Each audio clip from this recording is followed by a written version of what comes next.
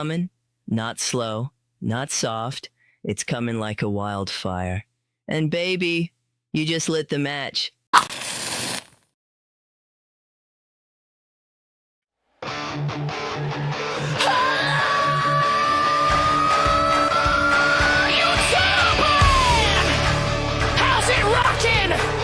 Queen's Light Brigade.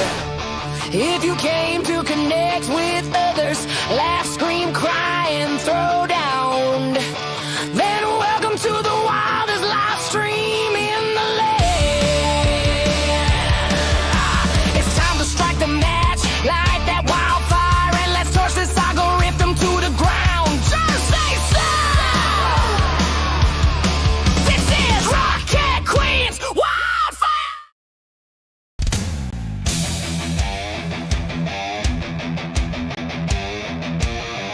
Hi, everybody. This is your Rocket Queen. How's it rockin'?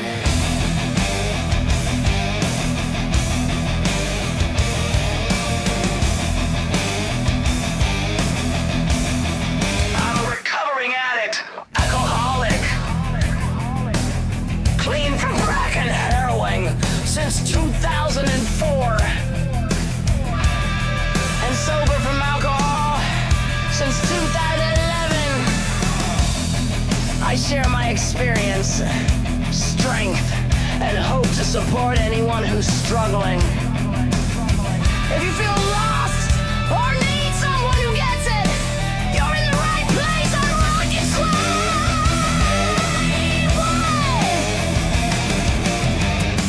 This isn't about perfection. It's about being real.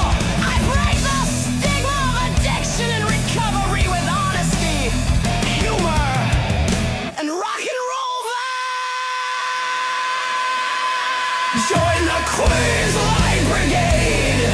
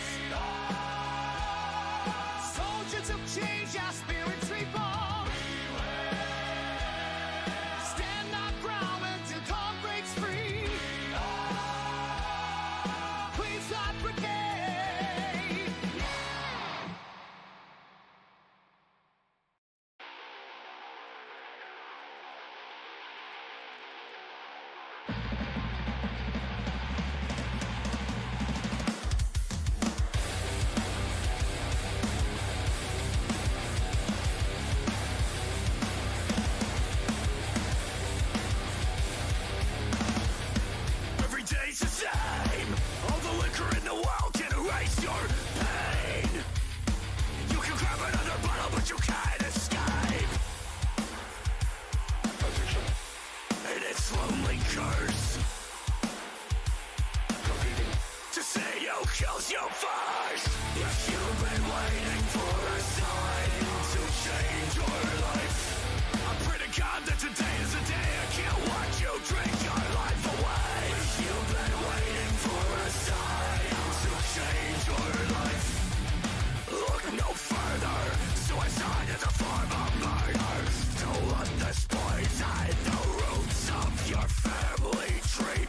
That bottle of alcohol could never love you more than me. Addiction kills.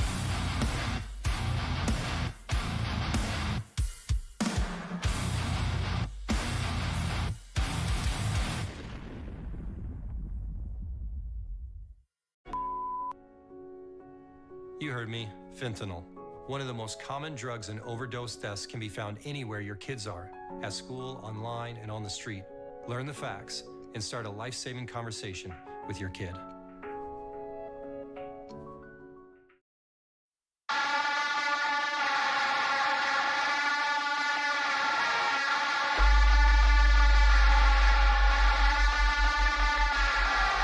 One, two, three, four, five, six. Here's to all my vices. 1, 2, 3, 4, 5, 6. Crisis, crisis, crisis.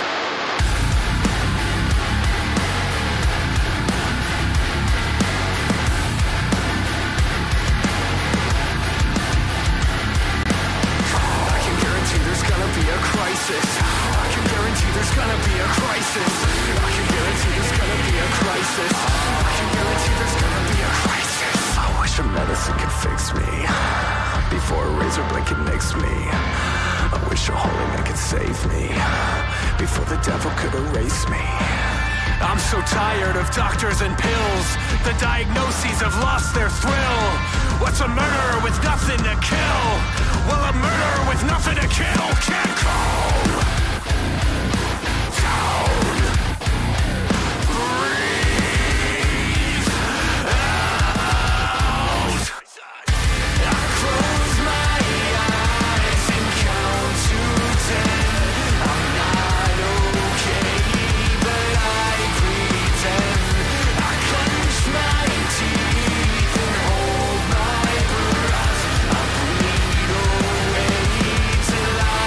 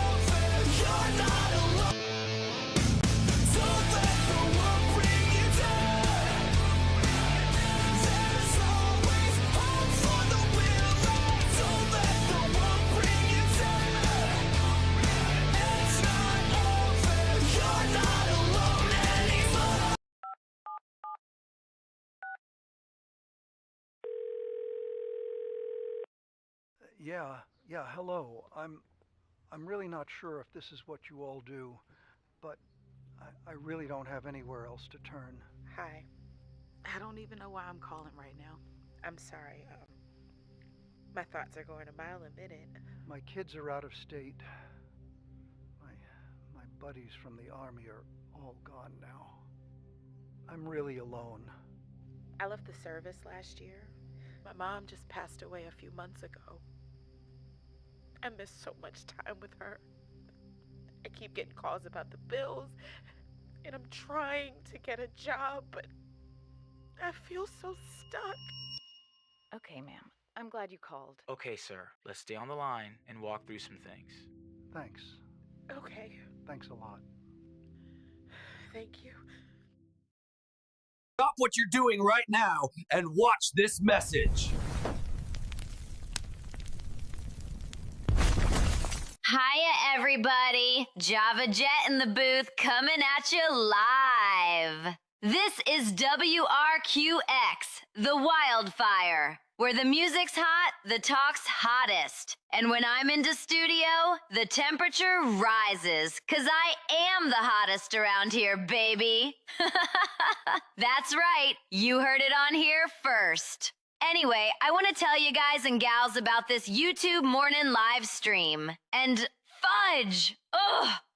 I forget where I saw or heard about it. Guess I need a refill of some Java in my mug to stimulate my brain cells more. Ha! Oh well, it was floating through the Ethernet. I got the 411 somewhere. It's on, like I said, on this YouTube channel, Motobaum, Virginia. His morning live stream is called Coffee Break Crew. And it's not just about coffee. It's just what you need before the day gets crazy. Coffee, good company, some laughs, a little spark to light you up. Start your day off positive. They've got a great community of friends. So join them, share some stories, and get the support you need. And if life's dragging you down, they'll lift you right back up.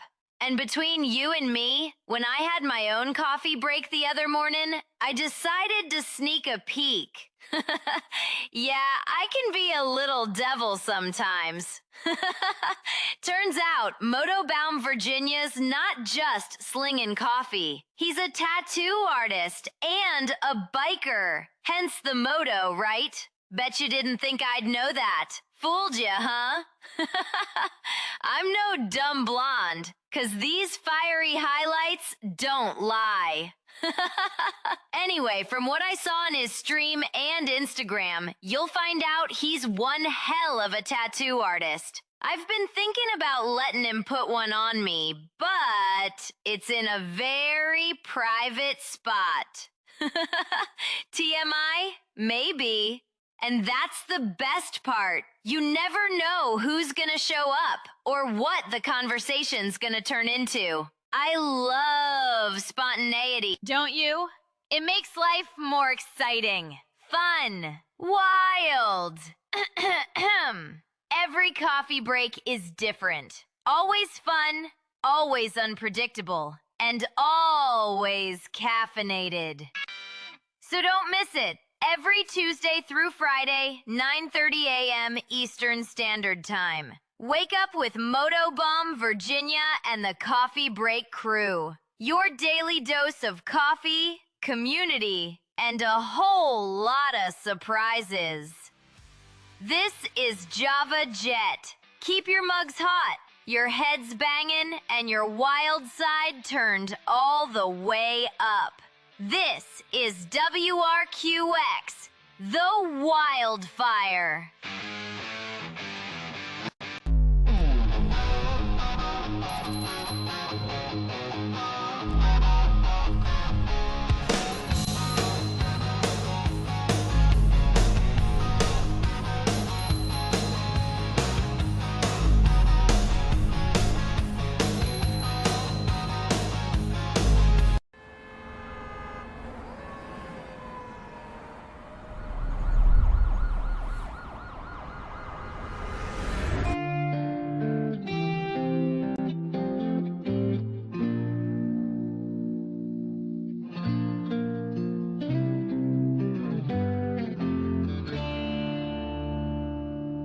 like trying to stay sober in a river of wine, or trying to find a silver lining where the sun won't shine. We all die for the diamonds, the gold and the pearls. Hell, it's hard to find heaven in the devil's world.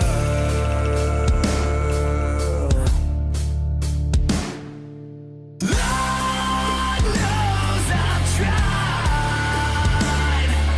to right all the wrongs, but the wrongs feel so right. Lord, let me follow your word, 'cause it's hard to find heaven in the devil's world.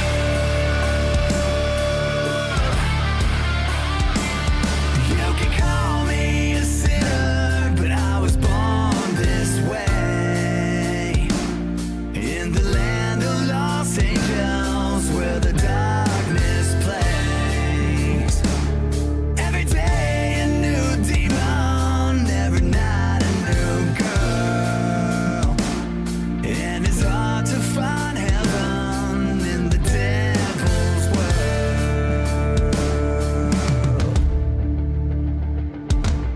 Lord knows I've tried to right all the wrongs, but the wrongs feel so right. Lord, let me follow your word, 'cause it's hard to find heaven in the devil's world.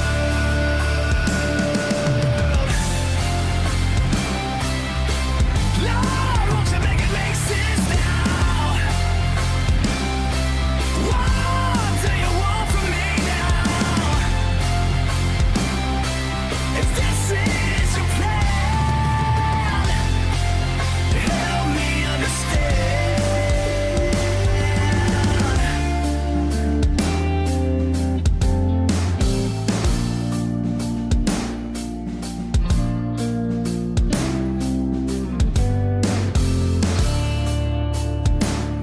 I've been searching for answers for so many years.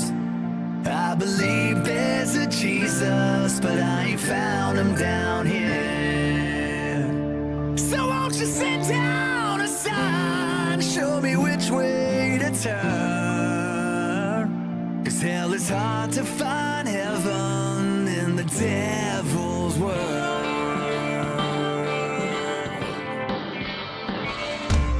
Lord knows I've tried to right all the wrongs, but the wrongs feel so right.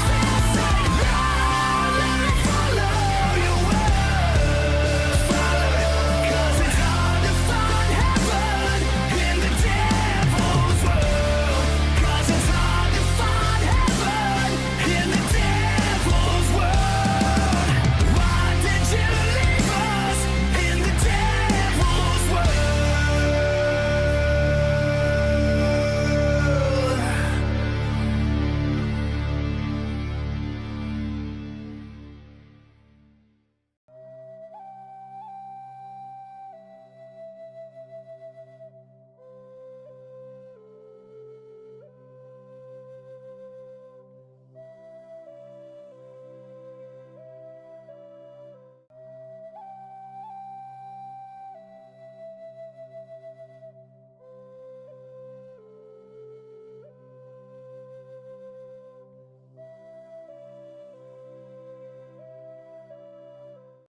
Hello.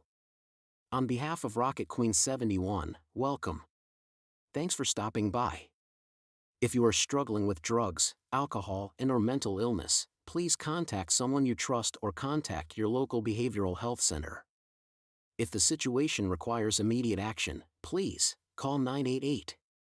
The 988 Suicide and Crisis Lifeline, formerly known as the National Suicide Prevention Lifeline, provides free and confidential emotional support to people in suicidal crisis or emotional distress 24 hours a day, 7 days a week, across the United States.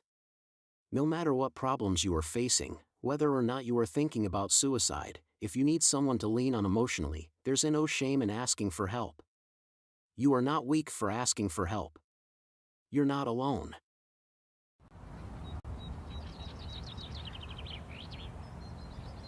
I wanna get back to where it started, but I don't know where to begin.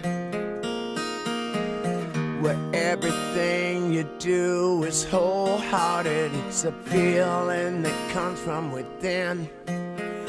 Well, I know, even though it may seem like a notion, I do believe that I will be that old-fashioned mole stuck down in some hole, making mountains out of a hill. It's all about love.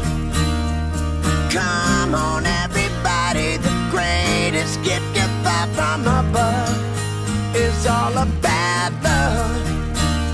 Oh yeah, it's all about love. Too many souls these days have been so ill-advised. Their minds are all scattered. Those who lie and criticize are just the devil in disguise. It don't even matter. I don't care what they say.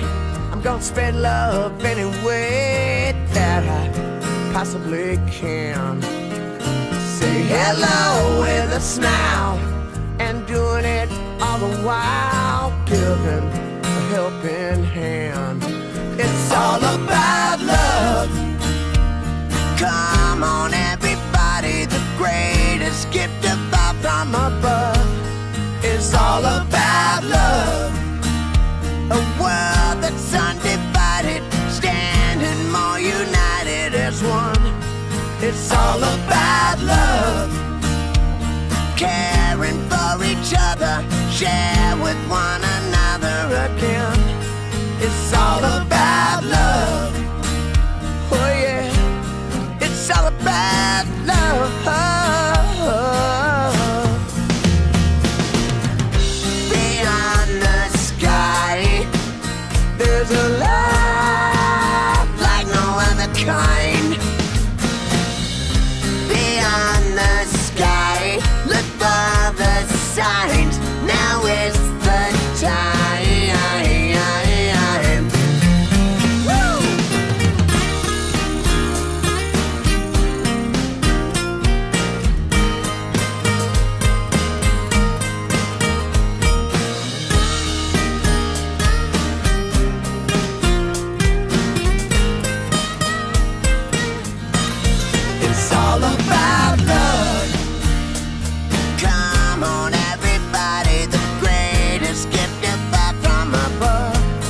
It's all about love. A world that's undivided, standing more united as one. It's all about love. Caring for each other, share with one another again. It's all about love. Oh yeah, it's all about love.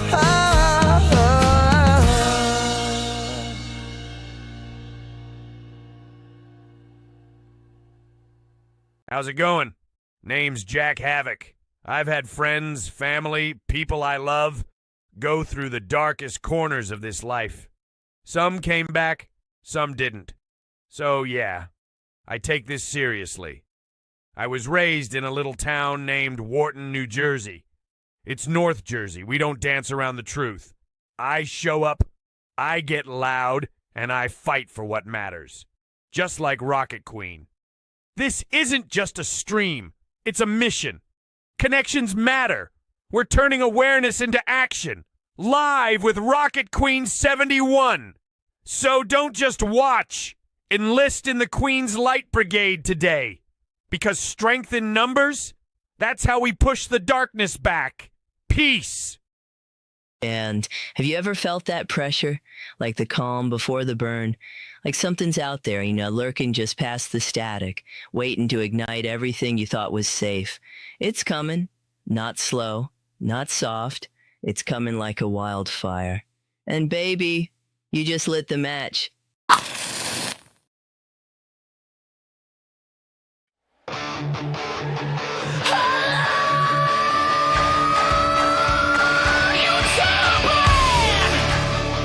it rockin'? Queen's Light Brigade. If you came to connect with others, laugh, scream, cry, and throw down, then welcome to the wildest live stream in the land.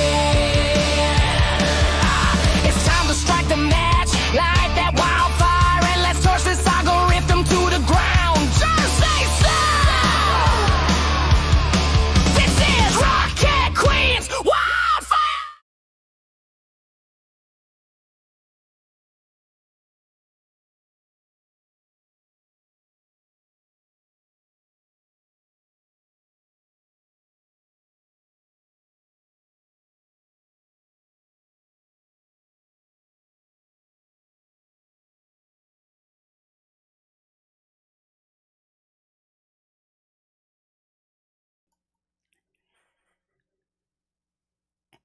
Hey everybody, this is RocketQueen's everyone coming at you live from my headquarters in Rocklahoma. How's it going?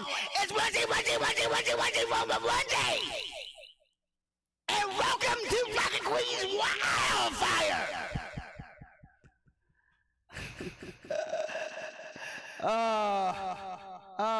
And I hear an echo. Yep.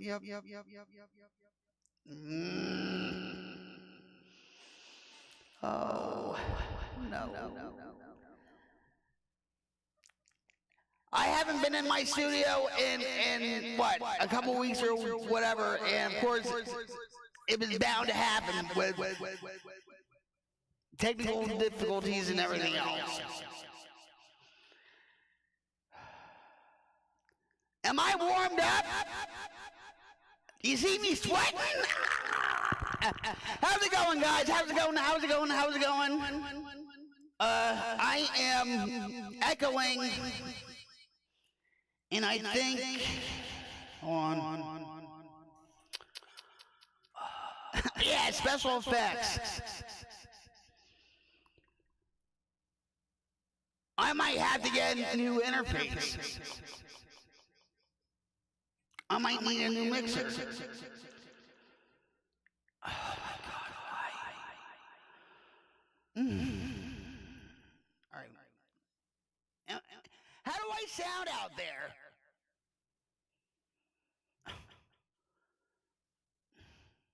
Great to see you, Dean. Great to see you, Diane Media.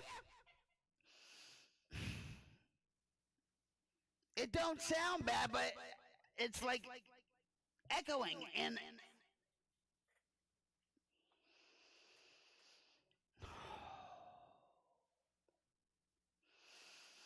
I don't know.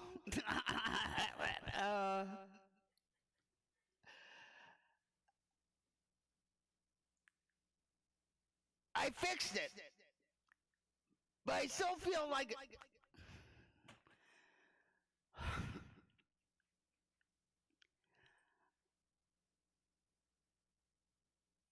good. There is an echo.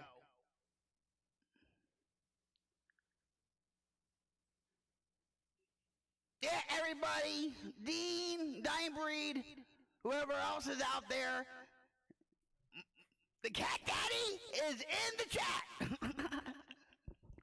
She works miracles.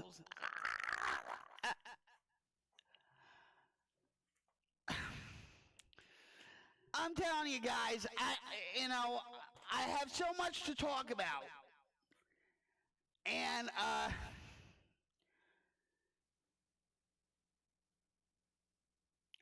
you know what? Everybody out there, please join me in just taking a few deep breaths to get all this energy out. Well, there's no... And the volume seems low. Yeah. All right, hold on.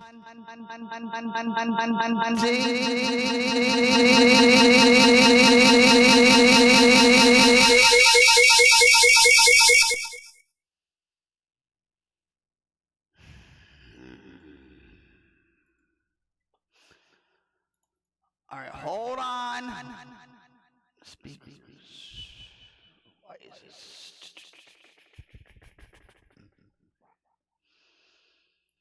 Can you hear me now? It's still echoing.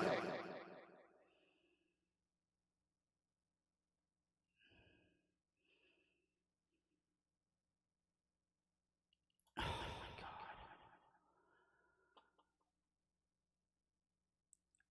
I don't know.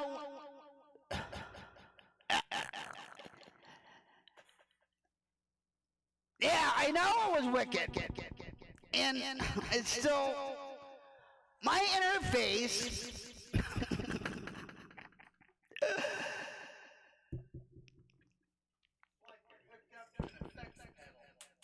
I know, and wait a minute. Just keep. Sorry, guys. See, this shouldn't be on, and it's on. And I don't know if the cats just, because sometimes the cats jump on here and they press this and it shouldn't be on. And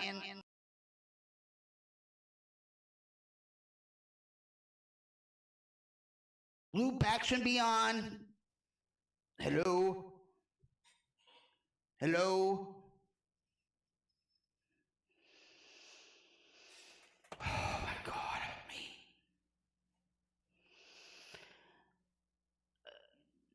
The volume control of my monitor and my echo is not working, and I'm... Hello? Hello?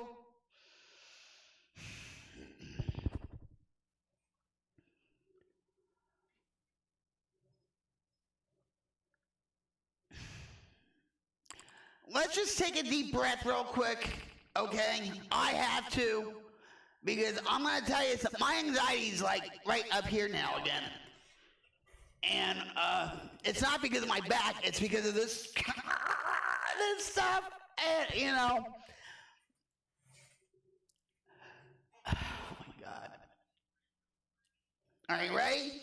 Everybody with me. Let's take a deep... Hey, Rod! Hey, Rod's neighbor, how's it going, Carrie? Nice to see you, buddy. Hello?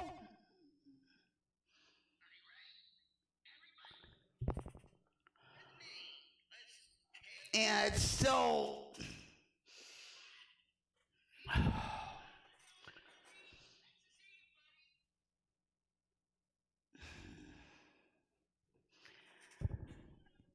Let's just take a deep breath, everybody, okay? Join me. Ready? We're going to breathe in and then slowly let out all the negativity. Ready? All right, ready? 3, 2, 1. Take a deep breath in. Through your nose, by the way.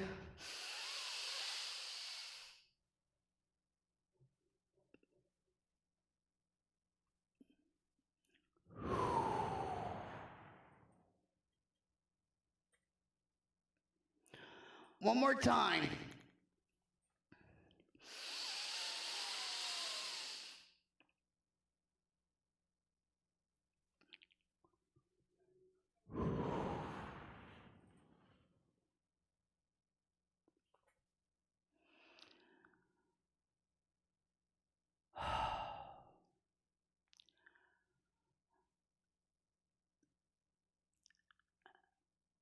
First of all, I just want to say thank you all for being here. I do truly appreciate it. In more ways than one.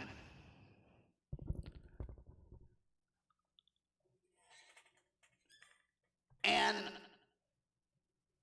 I am trying to build something here.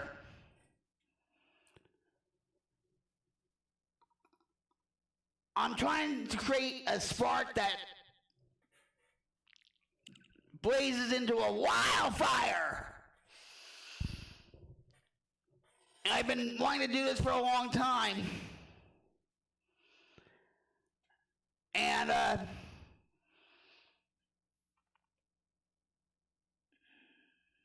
Carrie, do you use Streamlabs?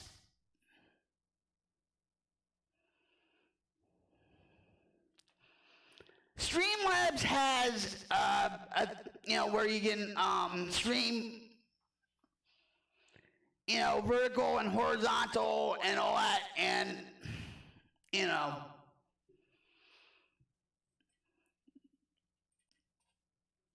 it's trial and error, you know what I mean?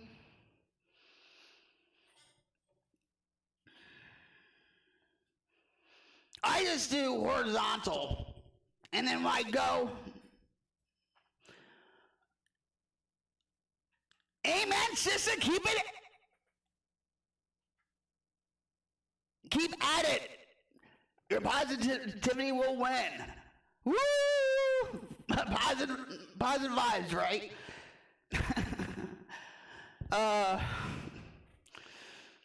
I have OBS and have a plugin that should work great. Yeah, Streamlabs just recently put out a plugin for OBS and all that, and yeah. I've been dealing with Streamlabs ever since Mixer. That's a long time ago. Sounds good. I mean, it's not like, yeah. I'm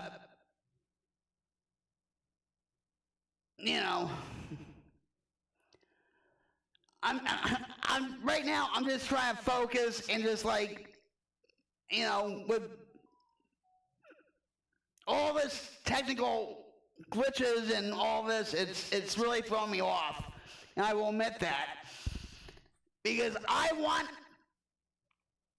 to give you guys the best quality stream I can give you.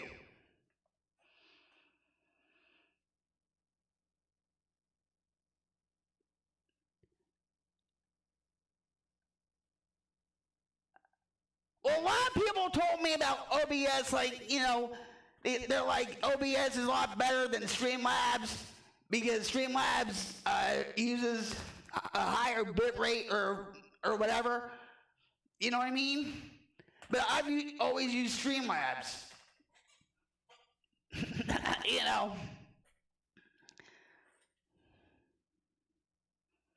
Great audio, it's all good.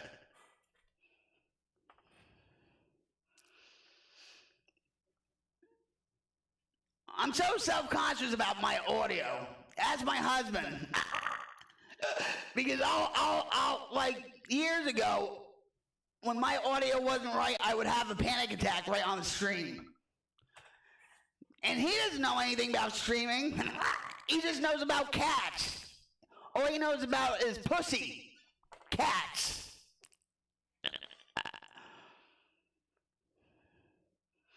They have another, Rob, Carrie, they have another streaming software called StreamBot. But you really have to know coding.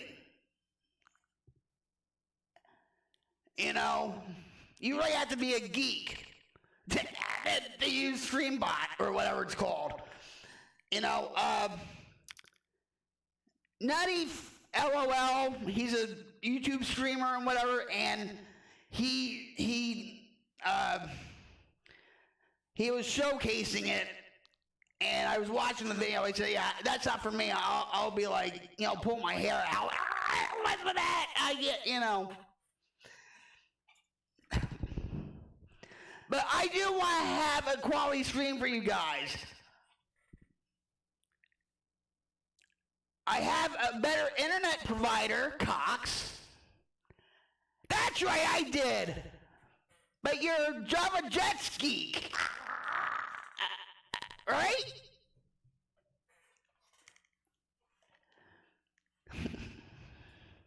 You might turn her into a geek. Thank you.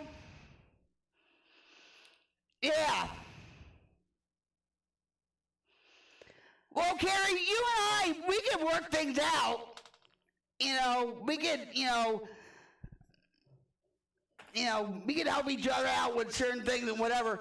Yeah, that Atari sign I got years ago. I got another, well, now it's not there, it's in the other room. I had a Nintendo sign with Mario, and for some reason or another, it just like shorted out the neon. And I was like, oh my God, I had to get this fixed. But I love what I built here. Sean Canal, he's the CEO of Think Media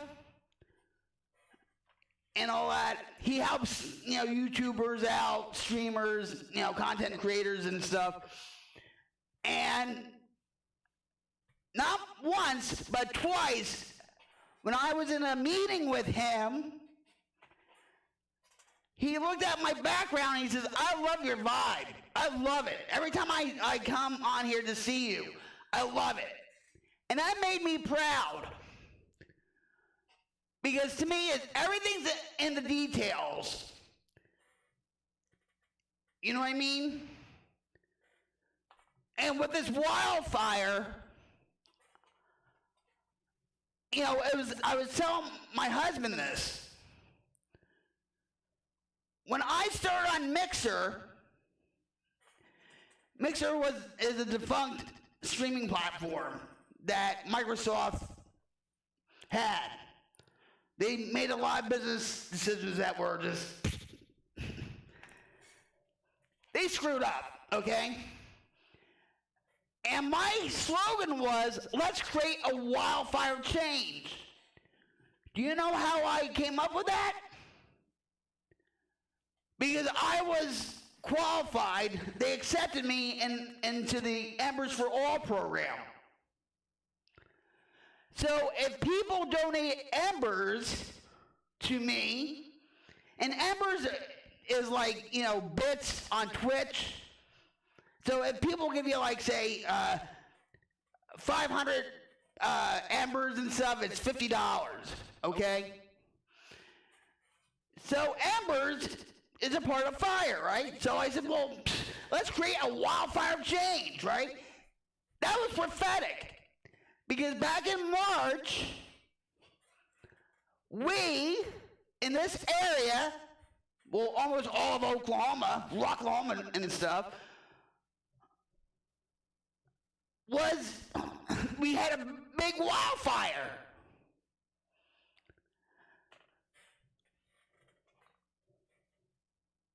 We almost came that close to losing the house. So, my slogan, let's create a wildfire, had a new meaning to me. And I almost lost my whole studio.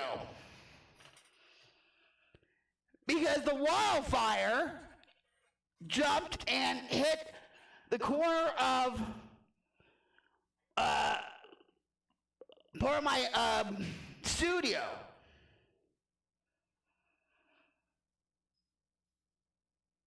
And for some reason or another, all this was saved. So then that's when I start really that's when I really started beginning to do the wildfire.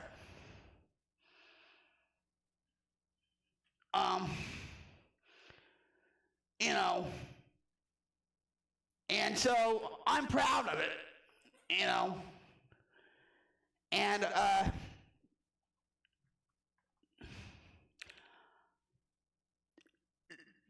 the wildfire is not just about me. It's about us creating a wildfire change to diminish the darkness in the world.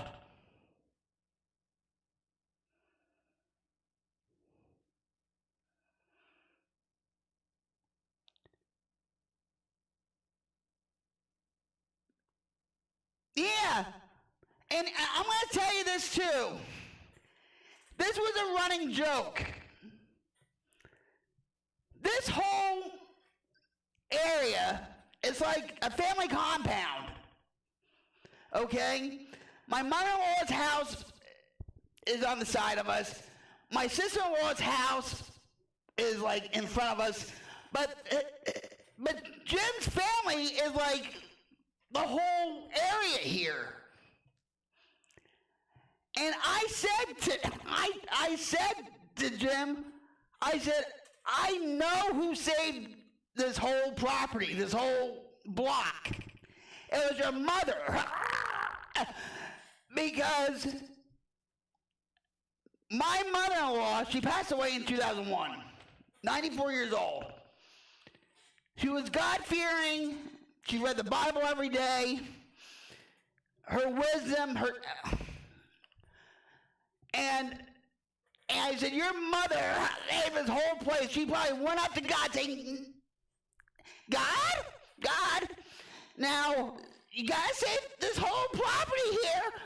I don't want my kids to be on the streets. No, I want you God to save all of it. We've had this property in this family for years, and I swear that's what happened. All right. I love you, Ma. I love you very much. I miss you every freaking day. But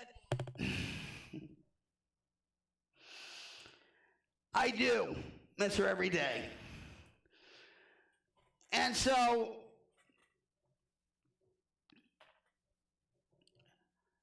it was a miracle. You know, but I want us to create a wildfire change. Not me. I want us, we, to create something bigger than ourselves.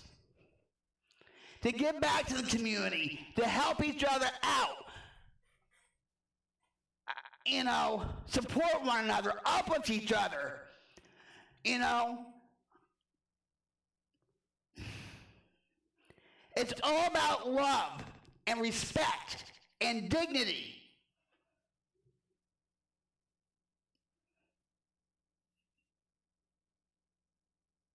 Every day, guys, more and more darkness falls upon this earth. And I think you see that on YouTube, on Twitch, on Twitter, Reddit, Facebook, whatever.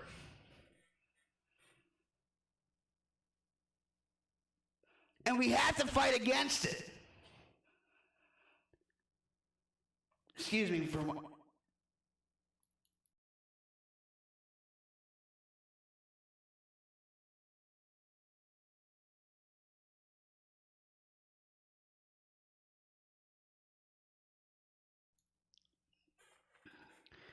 The wildfire, I have a vision for the wildfire. It's to be informative, educational, supportive. It's going to be multifaceted. Oh, big word. Faceted. I want it to be multifaceted. You know,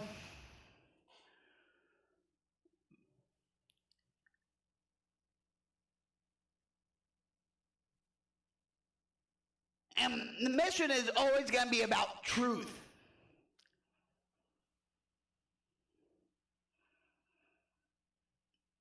There's a lot of lies out there. Matthew 5.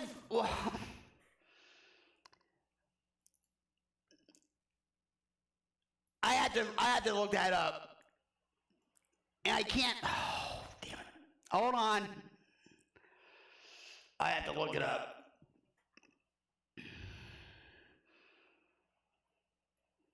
It's raining. All right, hold on.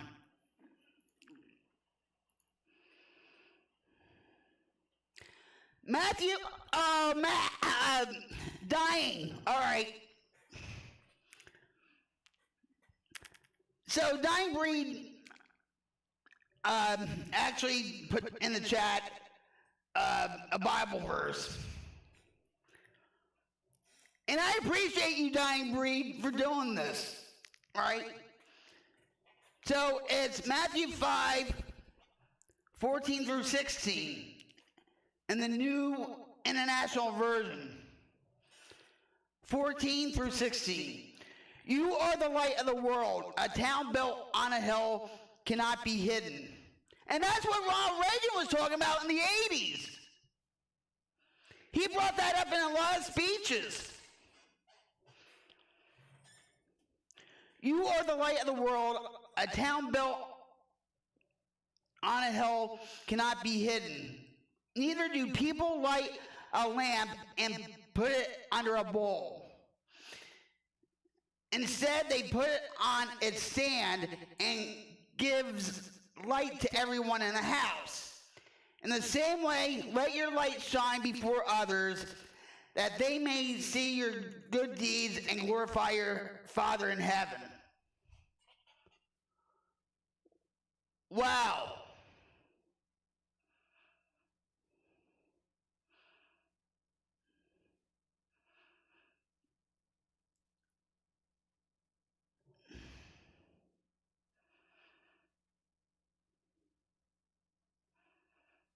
And you know what? More and more, I'm beginning to see,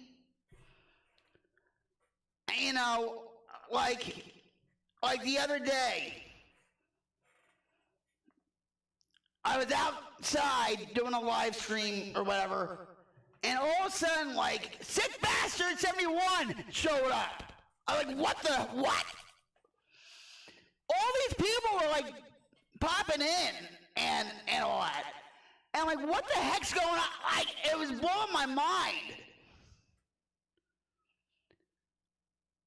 And I truly believe this. God works in my life every day. All right?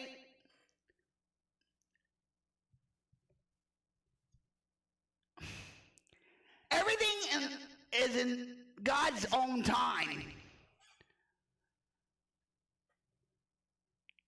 And he made me realize the other day,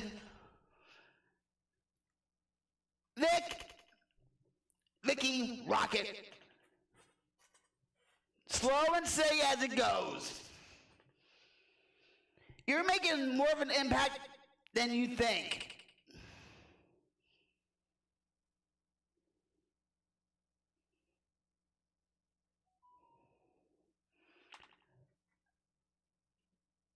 You know, and I think I had to see that. I know I put like comments on other people's like, you know, streams or whatever, you know, and you know, and I get like notified.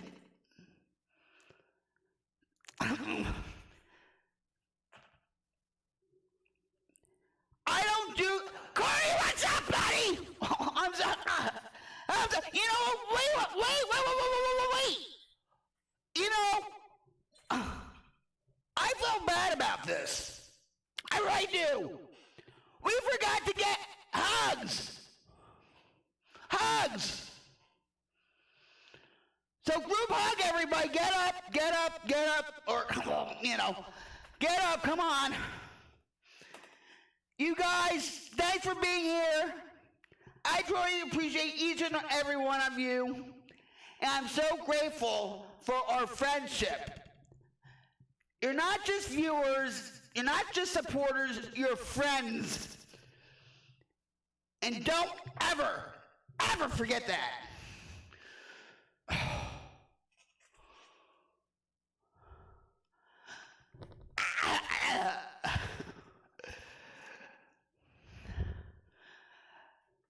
Oh my, wow. Whew.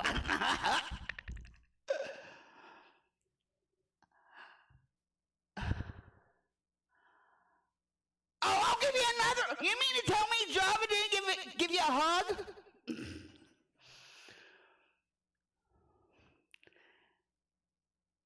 Hell, I'll get up again and come on. There's never too many hugs, right? Let's go. There. Oh my God.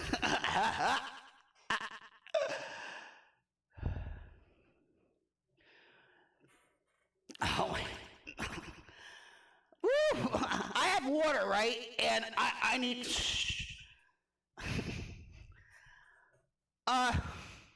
Let me just go up a little bit real quick. Group hug, watching for my show. Hey everybody, I'm Corny Stream. What's up, buddy? What's up, people? I was just thinking this. I've been hugless all day just saying, Dying Breed Media says you might be the only light someone sees in their addiction. Keep doing your streams. People helping people.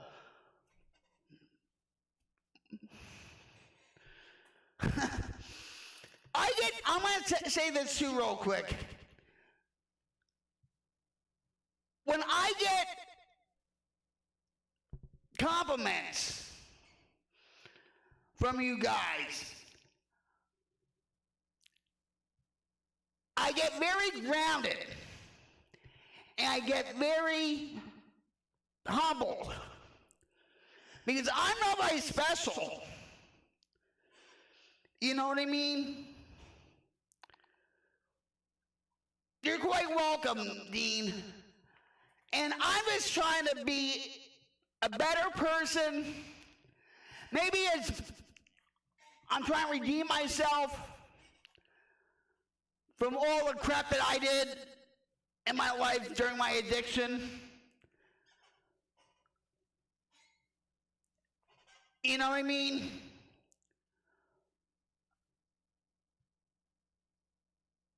Before my addiction, I was a generally good person. And then the devil, you know, the devil came around and I had to dance with him quite a few times. You know, I do generally care about people. And you see a lot of streamers out there, and I'm not naming names or anything else, but I'm talking about like the bigger ones, okay? That they'll tell you everything you want to hear, okay? All propaganda, all lies, all twisted truths, and all that, just for this. I don't do this for the money. I just want to be good to people.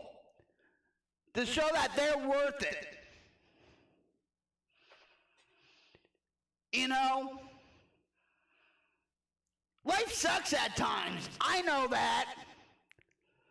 I deal with my back pain and stuff. But life is worth living. And especially when you do for other people and you give them a smile or you just have a laugh with them. Or just have a conversation with them. A meaningful conversation with them. Or just asking them how they're doing. It makes a difference.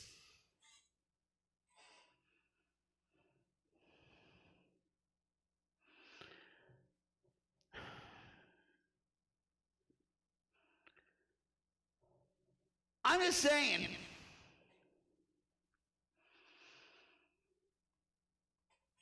You know?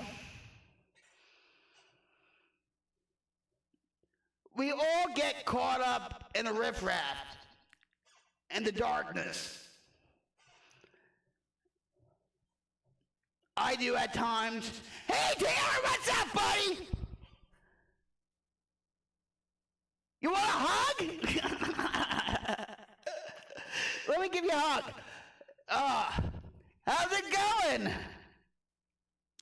Nice to see you here. I hope you're having a wonderful Wednesday night.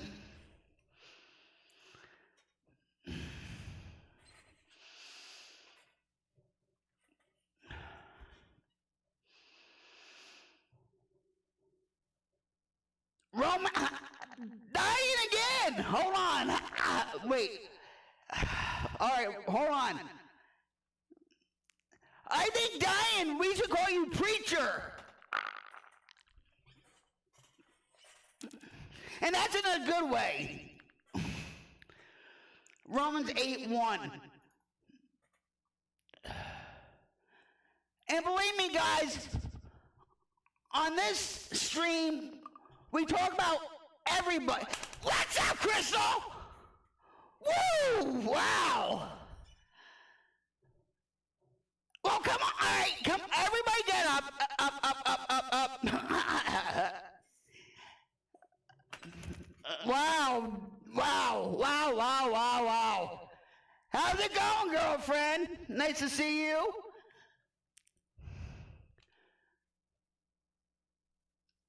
You just made my night. Well, everybody did.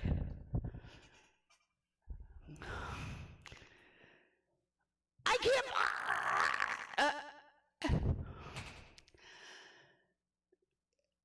You don't realize, guys, how much all this means to me.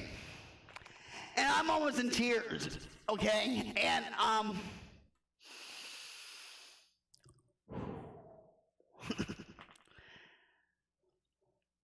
wow.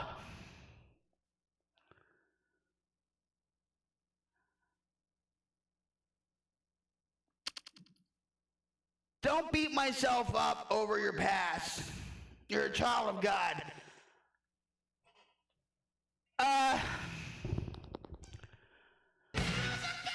What? Wow! I salute you and welcome to the Queen's Light Brigade! Wow! Thank you, Crystal! Thank you, sister! Woo! Thank you! I appreciate it.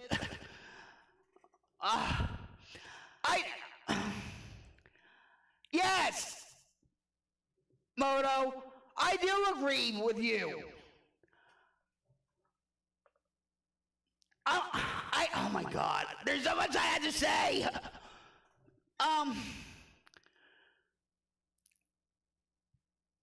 To keep my memory green, I had to remember my past. And yeah, guys, welcome to the ride. Round and round we go. Where we land, nobody knows. Right, Carney?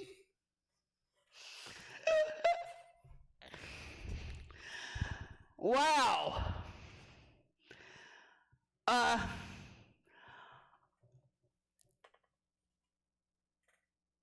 forgiven myself a lot. Oh my God, what, Chris? What, you guys with the Bible verses, I love this. Wow. All right. Crystal says 2 Corinthians 12:9, where God tells the Apostle Paul, my grace is sufficient for you, for my power is made perfect in weakness.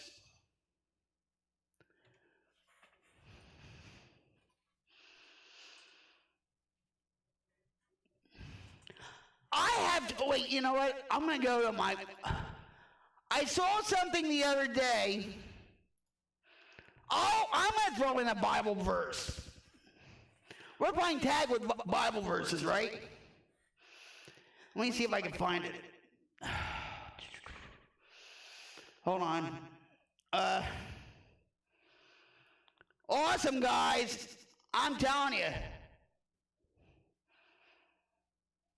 Can you actually feel like the energy, like the positivity in here? I can. And wait a minute. I'm trying to find. I get these emails every morning.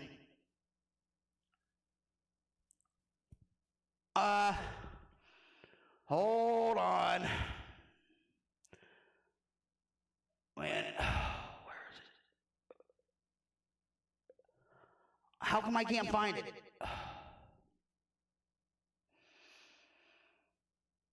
God is good, guys. God is good. People puts people in their lives for a reason, whether they be good or bad. Okay? Even the bad ones, guys, trust me. To teach you a lesson about yourself. God puts people in our lives for a reason. God puts situations in our lives for a reason, whether it be good or bad.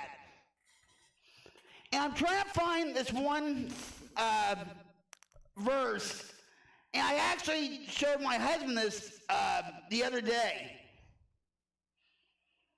And I can't find it. Of course, you know. Oh, wait, Proverbs, is it? Wait, hold on.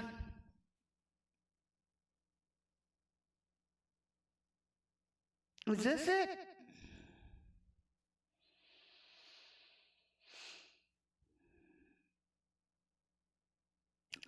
I'm going to say this, all right?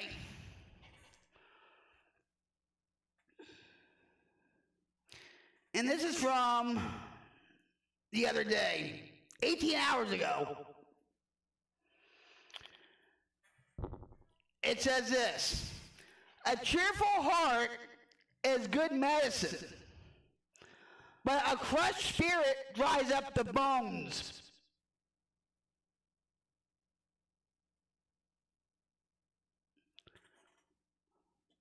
Oh, what happened with Taylor? Oh,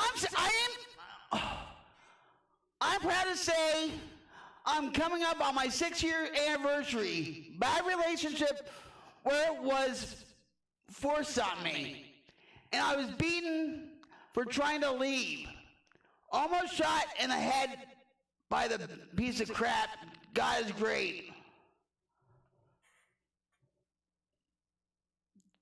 God was protecting you. And congratulations, brother. I'm proud of you.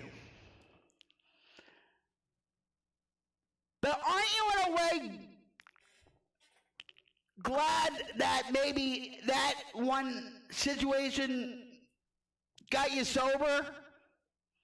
Whether it be very bad, you know, and all that stuff. Yes. I'm off for a big group hug. I'll be back. You know what I mean?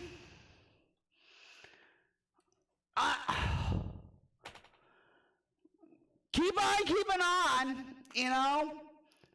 Just by your sobriety, you know, you can help others. Right?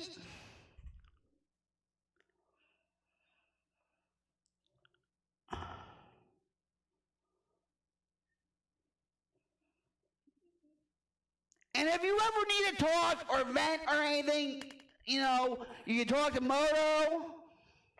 Yeah, Cyberhawk's all around. We're family, guys. We're family. We will support each other, stand with each other.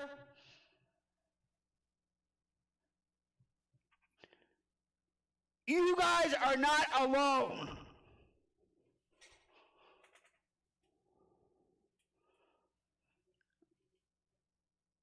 Yeah.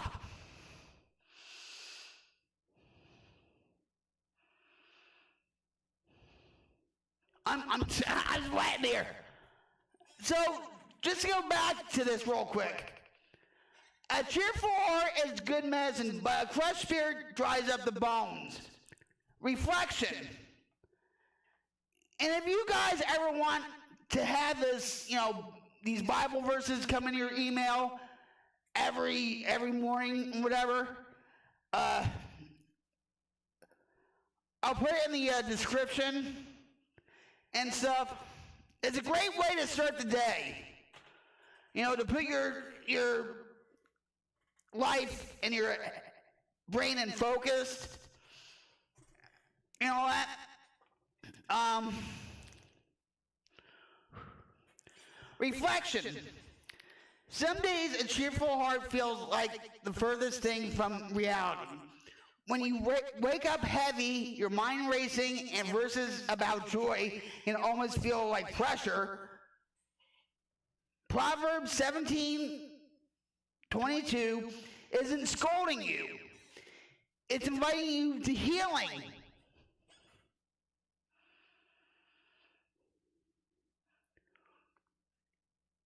Absolutely. This is why I want to meet up with everyone in March at the Forgotten Angels campground. Camp out.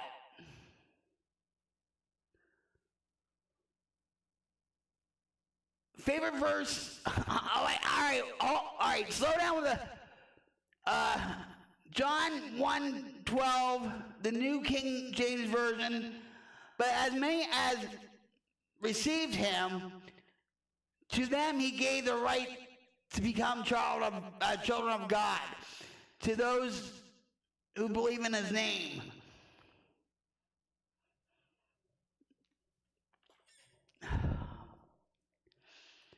All right, hold on.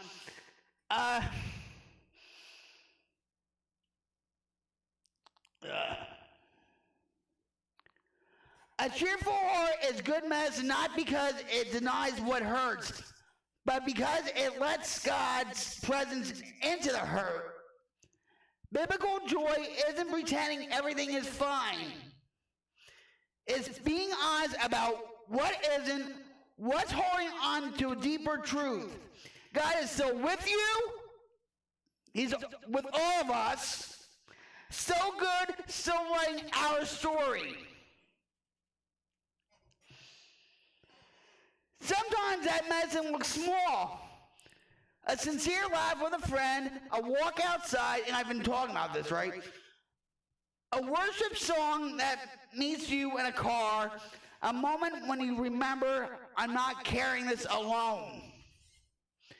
A crushed spirit dries us out from the inside, but Jesus came to bind up the brokenhearted. And we've been brokenhearted, right, guys? Today you don't have to feel, today you don't have to force a fake smile. You can simply open your heart and let joy begin to do its quiet healing work. Ask yourself, where have I started to believe that joy is not for me in this season? Another question to ask yourself. What is one small, simple way I can let God's joy back into my day today?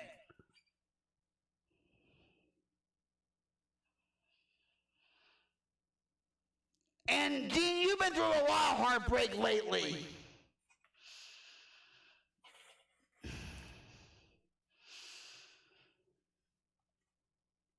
And I hope, with all of us together, that you do, I know you feel our love, that we do care for you, and we stand with you.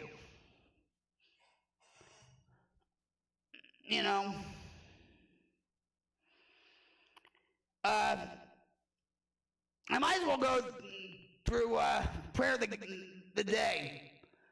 Dear God, you say a cheerful heart is good medicine, but some days mine feels tired and heavy.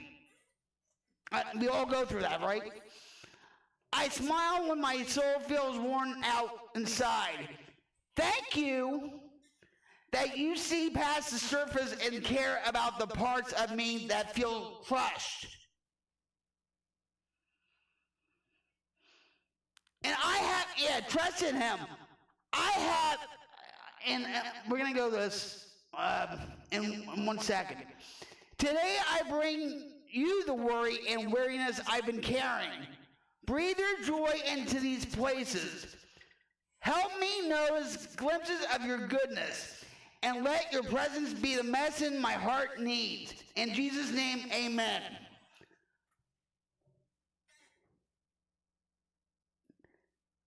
And C.S. Lewis, who was he was an atheist, and he found God and all that. And his quote was, joy is the serious business of heaven. Anyway, Crystal said something too, if I could go back to it. Hold on. All right, yeah, wait a minute. Oh, no, wait, no. I'm sorry, Crystal. Proverbs 15:13.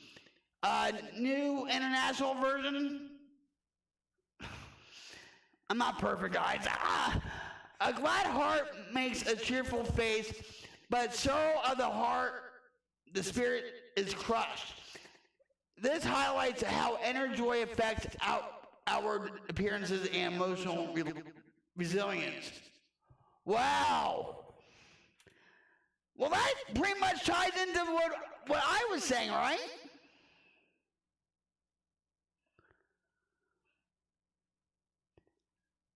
And I'm going to admit, guys,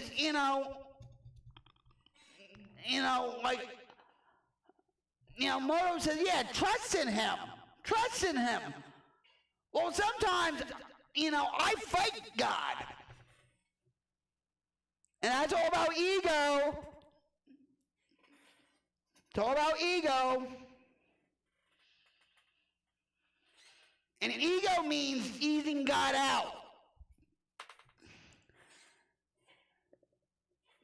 Sometimes when I had no control over people, like say my son's situation, he's up in Portland, he's homeless, he's in active addiction or whatever. I hope and pray every day he gets help and stuff, but live and let live, right? Live and learn. Or sometimes it's just,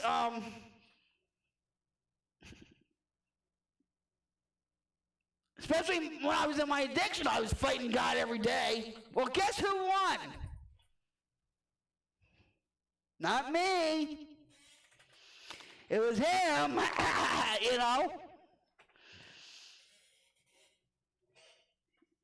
And God has a sense of humor at times, believe me.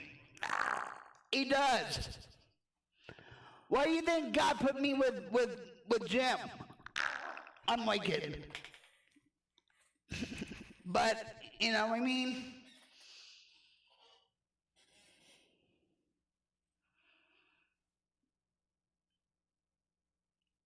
And there's plenty of times, when I was trying to get myself clean and sober for other people, not for myself,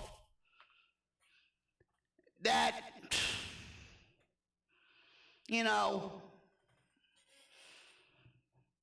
I wanted to be in control.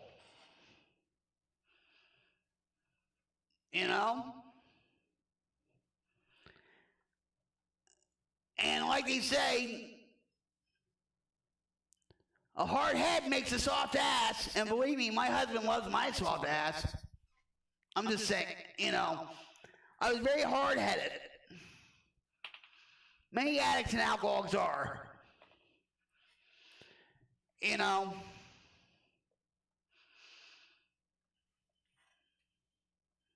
Exactly. And Moto said, yeah, me too, Rocket. I wasn't ready until I was ready.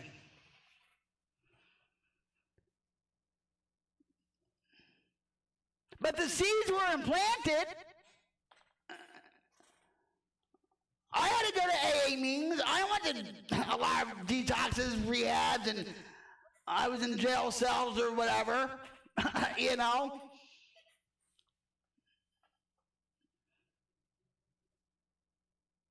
Oh, that saved part of my life too, including my mother's playbook on tough love. Tough love is letting go with love. And that's what I'm doing with my son.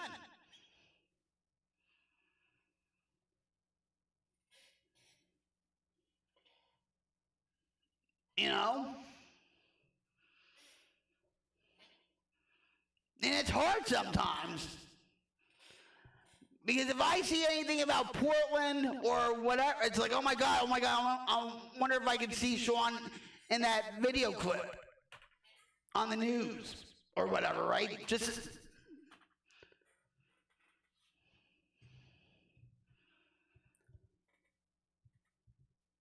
I put my mother through what Sean's going through with me, but at a different level. You know what I mean? I guess you can say addiction finally opened my eyes. Without it, I would still be under the influence of my ego. And we have to really have reality checks every day with our ego.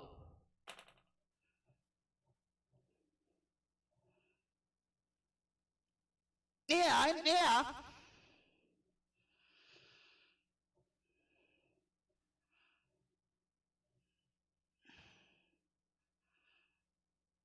I think Jim will tell you, my husband and stuff, will tell you, yeah, Vic's ego sometimes gets this big when she talks about being in a band, or, you know, sometimes she needs a pin to pop her balloon head.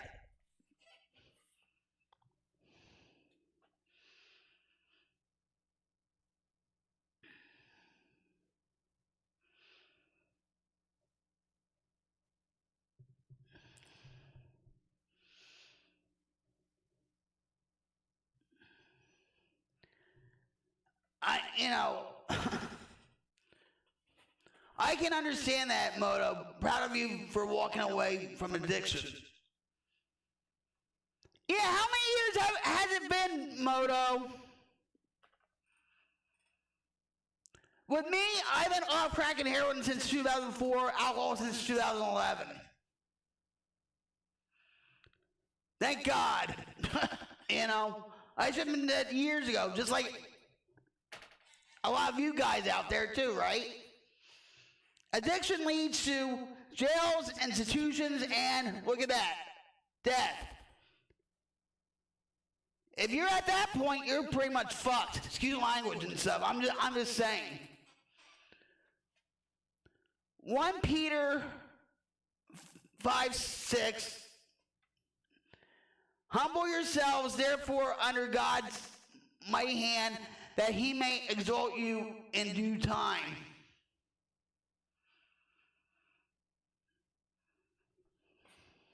All in God's time. Time means things I must earn.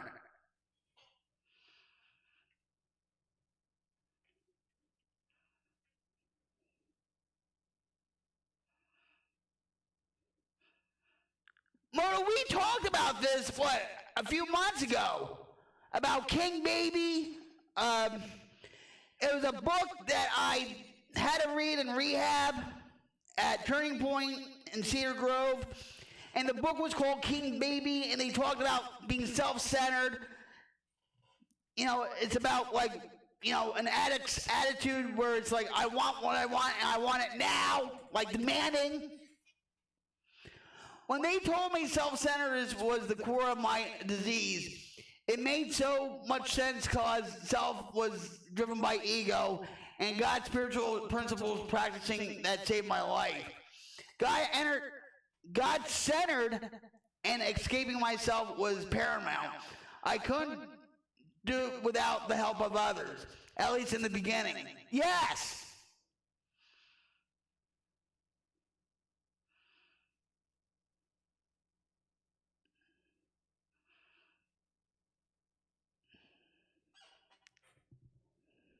Or we would just bargain with God, say, well, if I don't do the crack or the dope or whatever, I'll just drink. 1998. I was at the height of my addiction back then. 1998. God bless you, Dean.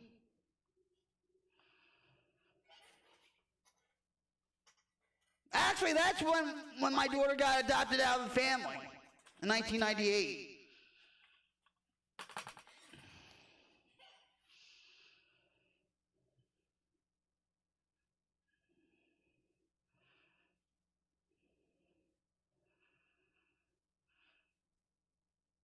Why do you think, in the program of AA, NA,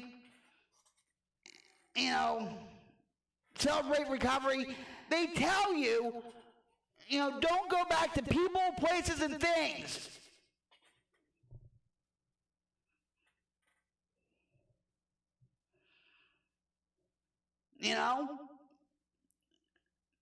Hang with the winners, not with the losers.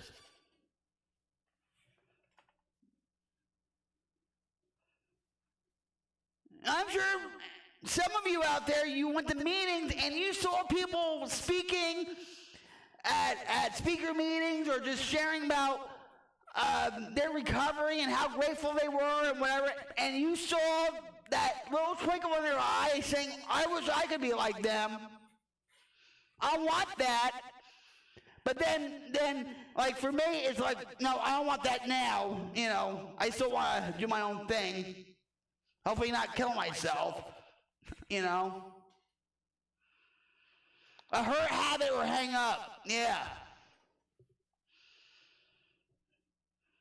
And unfortunately, a lot of people, a lot of addicts and alcoholics have to die for us to live.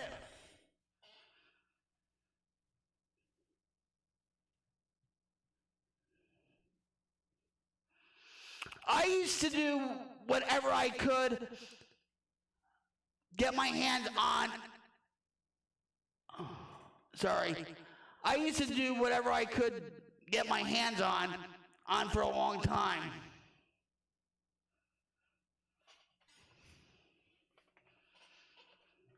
I had to push the envelope. That was my ego. I knew everything. Oh, is that going to happen to me? Well, I'm burying my friends, putting like a piece of rock in their casket or a jigger of alcohol in their casket.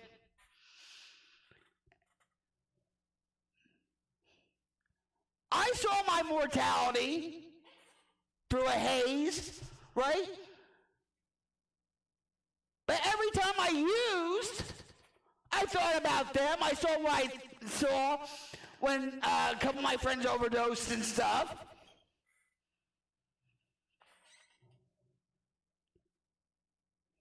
I want to touch on this real quick. About past friends. Well, acquaintances. They weren't friends. Last night, I was up. Okay? I was up. And I was on Xbox and whatever, right? And I went on my other Xbox profile. I know I'm not alone. I will admit, at times I feel lonely. There's a difference. I do feel lonely at times, I'll admit, but take your time, Tyler. I appreciate you. So, real quick, and you know something, guys? I'm not smoking as many cigarettes. I'm not like a chain smoking. You notice that?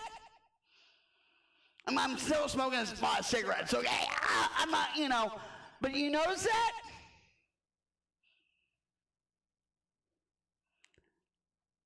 I wish my husband was here to see this.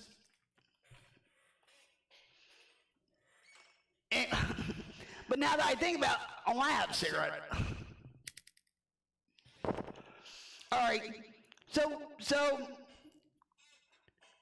last night, Jim went to bed. I stayed up. I was on my Xbox. Well, his Xbox. And I decided to go on my other Xbox account. And I clicked on, it's called Microsoft Edge. It's a web browser, like Google or whatever.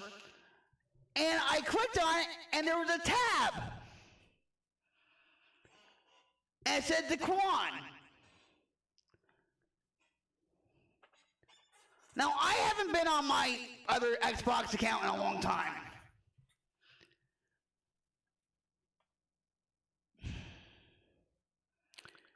Daquan was my ex-boyfriend's son from Jersey.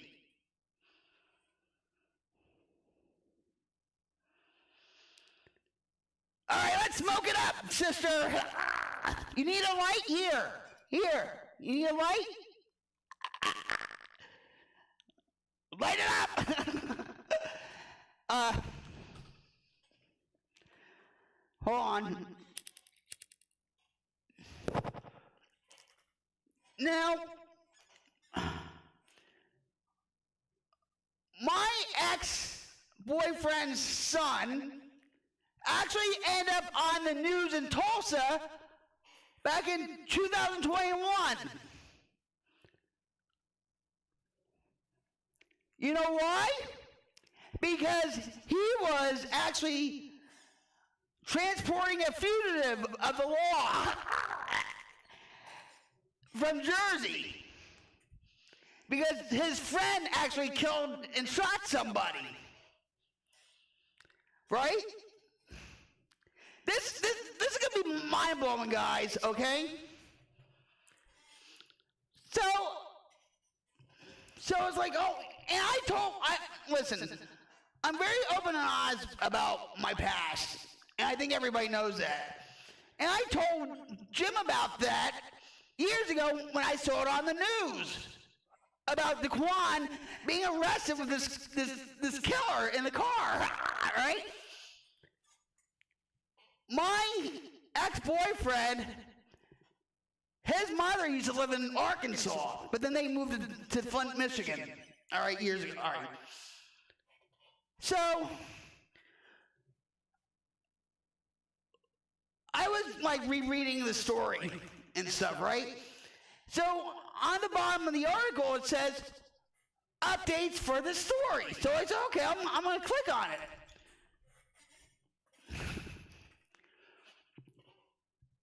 So they talked about Daquan. He was going to get 3 years, and this kid's been in trouble before. Okay? He's 30-something. My son Sean and Daquan used to play together.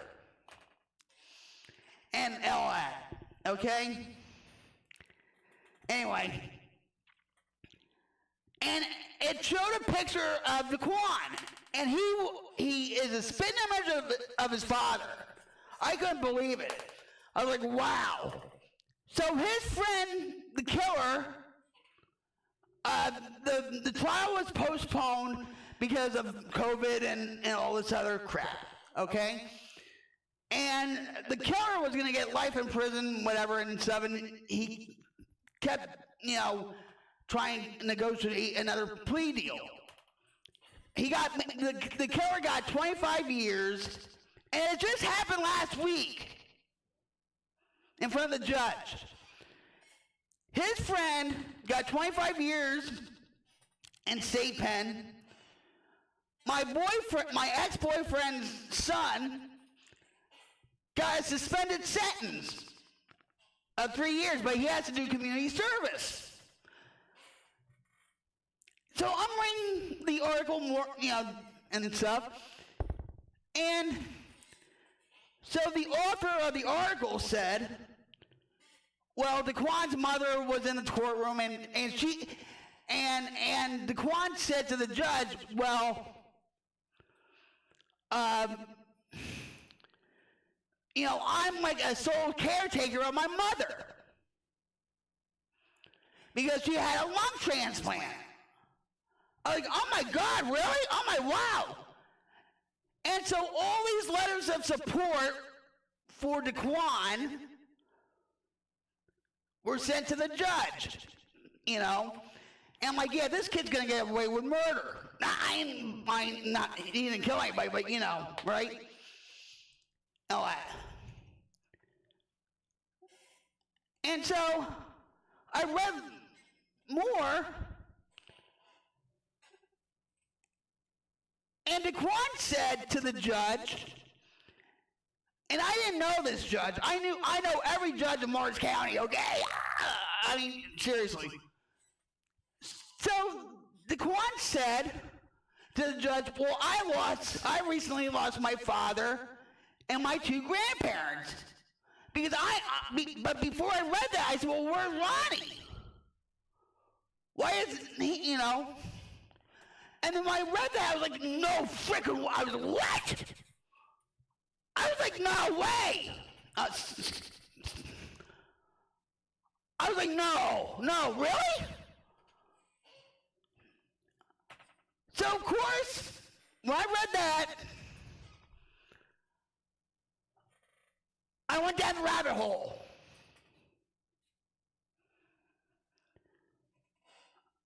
Okay? And I found, I didn't find his obituary. I found his mother's obituary, my ex-boyfriend's mother's obituary. And she was born on my birthday, April 7th, okay? And she lived to be, I think, 97, and she died like October 5th, 2024, okay? And she was married to her husband for 73 years. God bless him, right? God bless her. So I'm reading her obituary, and there it said, preceded by her loving son, Ronnie. And my heart sank. It was reality, okay? All these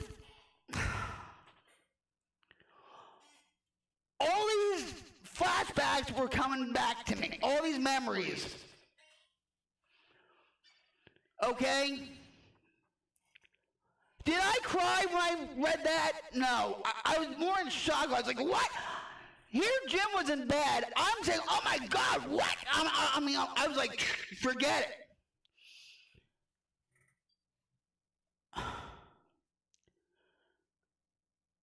And so I'm like, well, when did he die? When did he die? And because he was still smoking crack and all that stuff.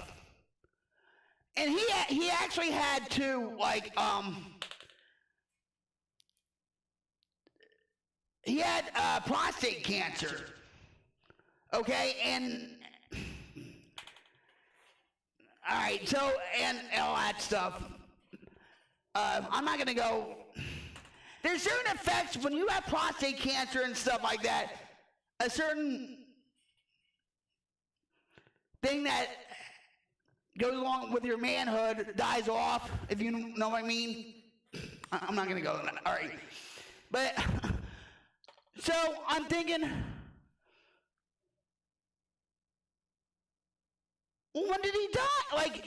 So I said, well, he had, because back in 2021, that happened in Tulsa with his son. But then, in 2022, Ronnie got involved with another court case, okay? Against him, all right? So I'm thinking, well, so he must have died between 2022 and 2024. So I couldn't find his obituary or anything. And me and his daughter, when he had a daughter also, that when he was 18, he had a daughter and all that stuff, and she lives in Houston, Texas. Me and her got along pretty cool. I loved her, okay? And she ended up in the military and everything, and she lives near Houston, Texas, and she used to be housed in Fort Hood. All right, I know I'm going around, whatever. So I'm looking for, and you're probably wondering, well, Rocket, that was your past, so be it, he died. But I had to know, all right? That's how I am. I had to know. And so I finally gave up. I said, I'm not going to spend all night looking for his obituary and all this other crap, and I'm not going to contact his daughter or any, no.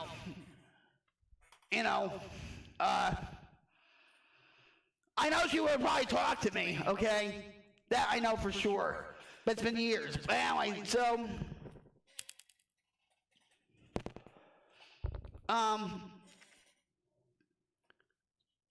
I was finally getting tired, and this was like around 6, 7 o'clock in the morning. And I went in the bedroom, and Jim was up. He said, I'm already up. I took a shower, the 2 cats were laying on him, whatever. And I told him about this. And I think some of you are like, well, why would you tell him? Well, I'm very open and honest and stuff like that. And I needed to tell him, So Jim gets his phone. I was like, what is, he gets his phone, and he says, what's his name? What's his last name? Well, I'm not going to say his last name, okay? But I said, Ronnie, and he said, well, when was he born? I said, he was 1956. Okay? And right off the bat, he found his obituary. But his obituary was in Maplewood, New Jersey. I'm like, well, why is he at that funeral home? Because Maplewood and Morristown and Dover, they're not close to each other, okay? So he died February 2nd. Oh no, I'm sorry, February 7th. 2024. So he died, last year, and then his mother passed away, and then I guess his father passed away, right? And I told Jim, I said, I'm just in shock. But I survived him. I'm at the, and I think maybe Dean knows, I hope I'm not boring you guys, but, I feel like God showed me that for a reason. See how far I've come? And I still have people, in Jersey that are still in addiction. I have my son that's in active addiction in Portland. I have, whatever.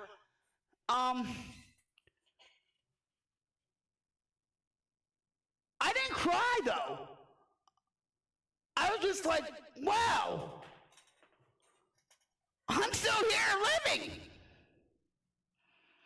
And what do I have to complain about with my back pain? When he was done, and like I said, he was still smoking crack and doing his thing when he had prostate cancer and all that crap, okay? But I don't know what he died of, okay? So, and I guess I'm just like, I wonder what, probably it was the case. Maybe he blew out his heart from smoking crack. I don't know.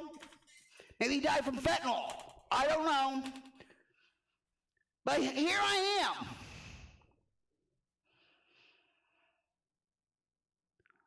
All the people that I've known, pretty much, that were in my world, the devil's world, right, are dying off, and I'm still here.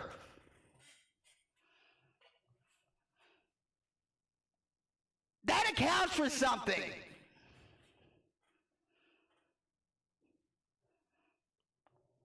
I'm still living.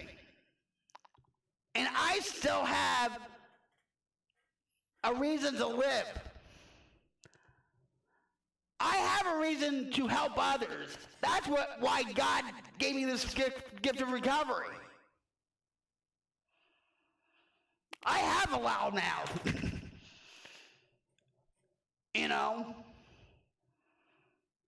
I say things with conviction and truth, and I don't sugarcoat things and all that stuff.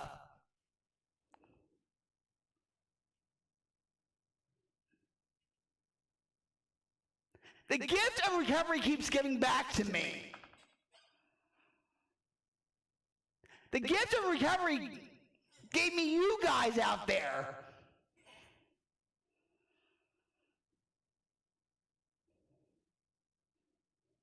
And I truly believe that. The gift of recovery gave me Jim. And I don't deserve him. I've said that, But I am so grateful. And even these past few days, like when I did the outdoor stream and stuff, and people are coming in and out, and, like Sick Bastard, 71, fellow Jerseyan. What's up, Rocket? How's it going, hon? We're worried about you. What?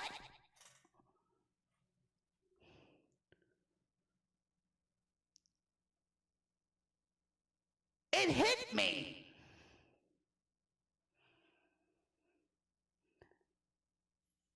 And God was saying, see,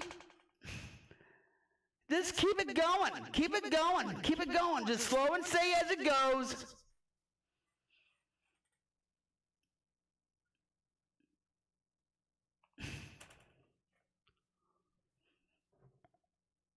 I had to share that with my ex. I hope to God that I don't get a phone call from, Sean's girlfriend or the Portland police saying, I'm sorry, we found your son somewhere.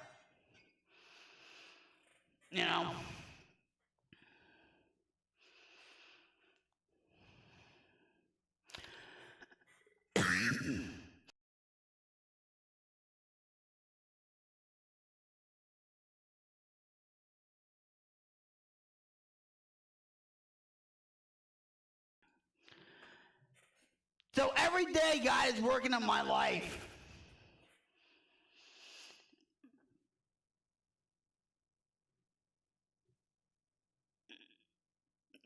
Even when I'm in a lot of pain, and I'm not trying to make this all about me, guys. I'm not. But it's like God saying, see, you're going through so much pain physically at times, but you can heal others, you can help others when it comes to addiction, mental illness, but you can still help others. And I want to do more.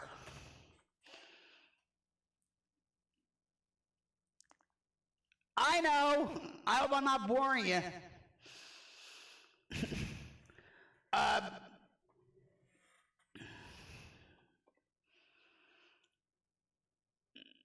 So here I sit in the wildfire.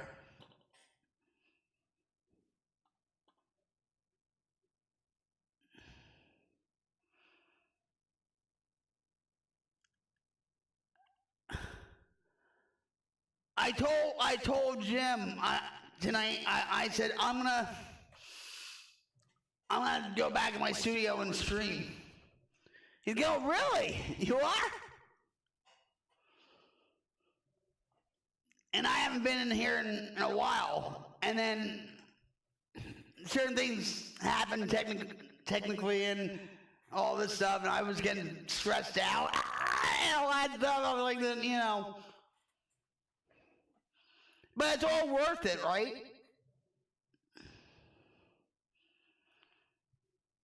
If you guys out there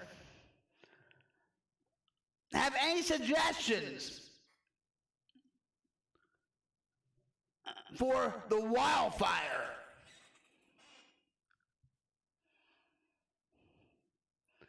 same here, playing with dishes at the moment.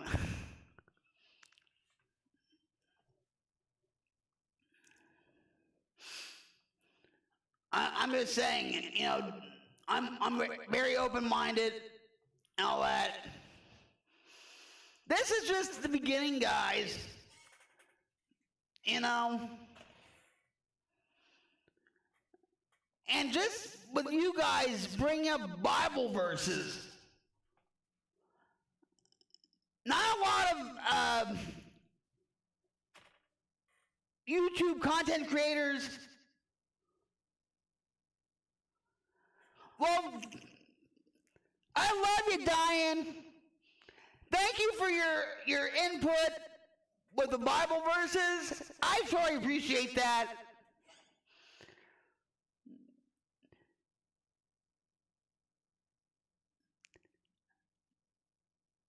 Put the hammer down, baby. Let me give you a hug real quick and stuff. But thank you for making this night more special by you participating and saying Bible verses and whatever.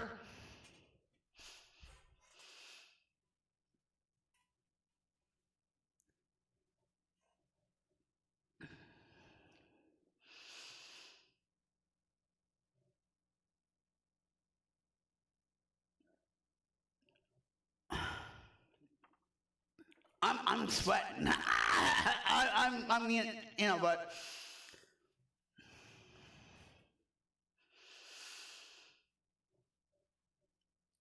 it just means a lot. You know, I think there's going to be a resurgence with people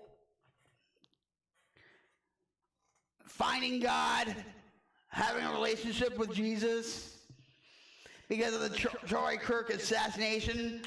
But I feel like I spent 40 years as a non-believer. Jesus Christ changed my life. Matthew 28:19 says to go make disciples of all nations. So I do what I can to spread the word. I'm nowhere yet. But God is not finished. We're all miracles. I grew up, the thing is, I grew up as an Episcopalian. I'm a pisser.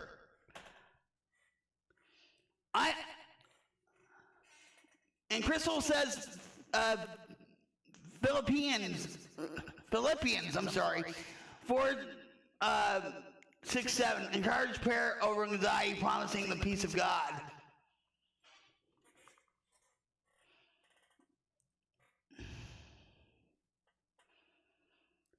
Crystal, there's a lot of people, you know, that go through, especially now, right? with the internet, with social media, whatever, a lot of people are having anxiety over, the grocery prices, living from paycheck to paycheck, maybe their health, whatever, right? And you say, well, why don't you pray about it, right? And they're like, pray about it? They don't get it,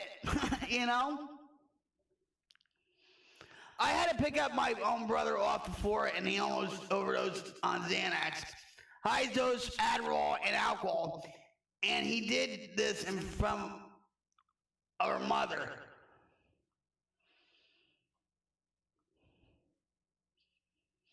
Is he okay now? I had a few instances with my mother, addicts just don't care, Addiction and alcoholism just affects the whole family.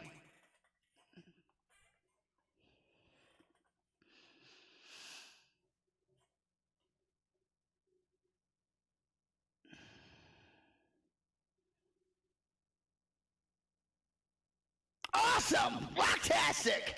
High five there, right? Did he get himself clean and sober after that incident, or it took him a little while?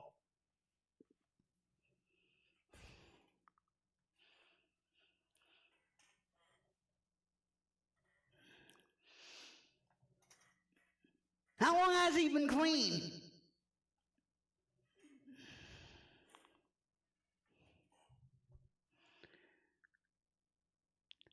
I'm Rocktastic. How about you? Thanks for joining on my stream. The Wildfire.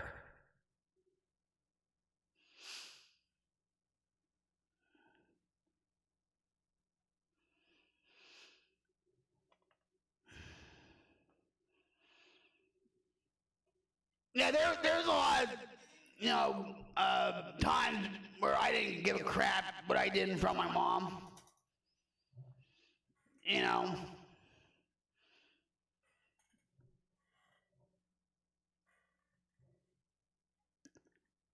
I think it was just to push her away even more.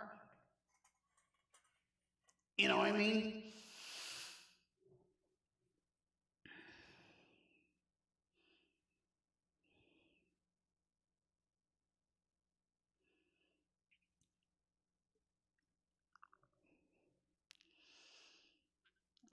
Well, that'll do it, right?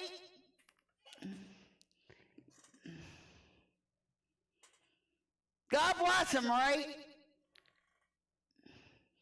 And now he'll see the world through their eyes, right?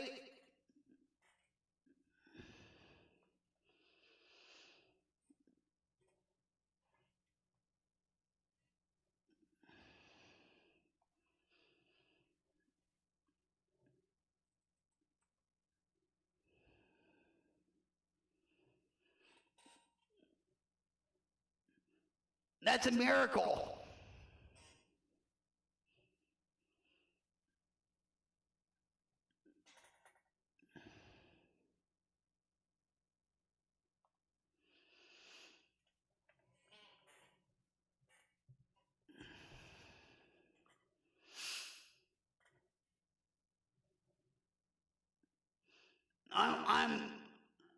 When I hear stories like that, I add joy in my heart, because miracles happen every day. There's no such thing as a hopeless addict or alcoholic. It's all in their mindset.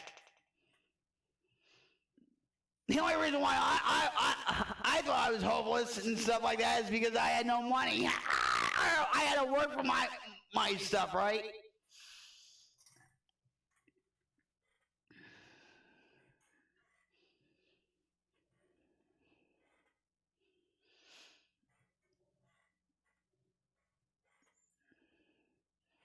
God is good.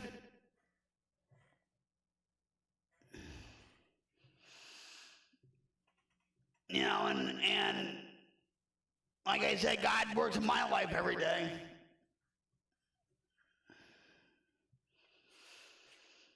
You know, and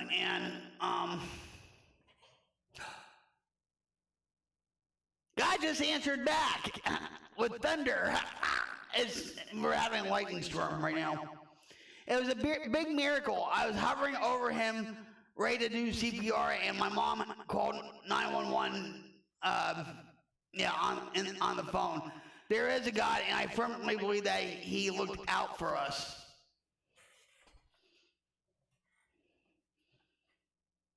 When you least expect it, right? When you least expect it. You know, a lot of people, they're like, well, I pray to God every day, and God doesn't answer my prayers, and all that stuff. But God does listen. He hears us, but it's all in God's timing. Do you believe in that? I do.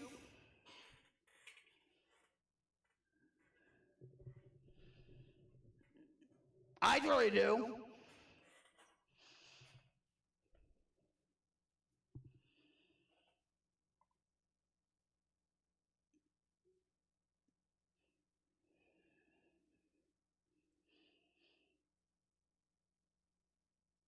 I need, real quick, guys. Real quick. I need to get up and stretch, and I have to go to the bathroom real quick. Hang tight there. Hang tight. I appreciate each and every one of you. And I mean that from the bottom of my heart. Just by you being here is enough. And tonight, we are creating a wildfire change to diminish the darkness in the world. And I know we're not going to get all the darkness in the world, guys, but we're going to fight like hell to get rid of them, right? We are the wildfire. We are the Queen's Light Brigade. I know, I had to fix that quote. I had to fix that quote stuff. Oh wait.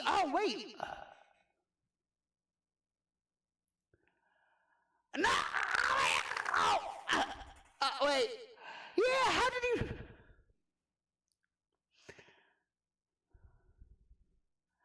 That's wait.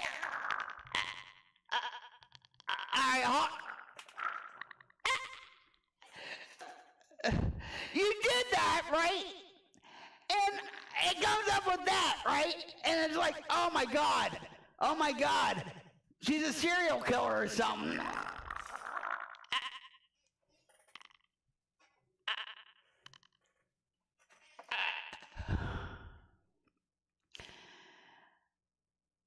That was 2019. Wow. March 28th, 2019. Quote 1. Now that's what I like to see blood on my knife. Oh, my favorite quotes in his progress rather than, yeah. We have to fix that.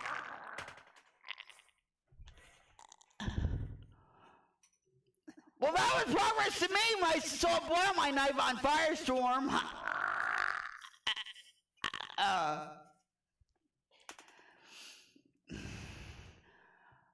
I had to change, like the quotes. Do that again. Can wait. Hold on. Let me see if. Wait. I don't know if it's.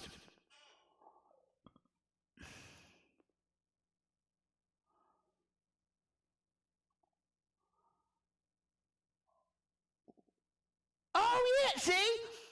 Quote number 3. Wait, quote number 3. I am the Queen of Battlefield, and don't you forget it.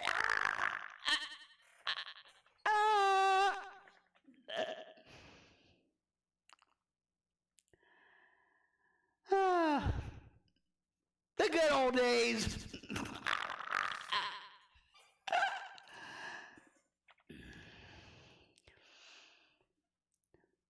We have to do. Oh, and this is crazy. Taylor, I have to fix that. Where, say, if you do a quote, or say Dean does a quote, like, you know, or say Crystal or whatever, I have to do it like, you know what I mean?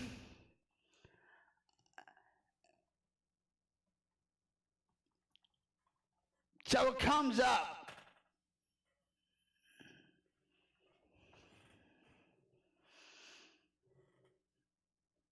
Because you'll see stuff on my, like, from Stream Elements or Streamlabs, whatever, you know, and it's like,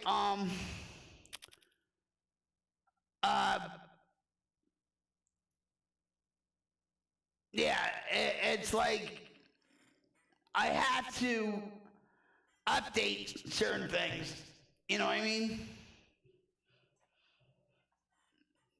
Just like there's a song, you know, I had for my intro for Twitch when I, you know, played Battlefield. I'm the queen of Battlefield, don't you forget it. You know, and the intro will say, you know, the most rocktastic stream on Twitch. I'm not only streaming on Twitch now, I'm doing it on YouTube. I actually wanted, I'm not going to ever stream on Kick because it's backed by a casino.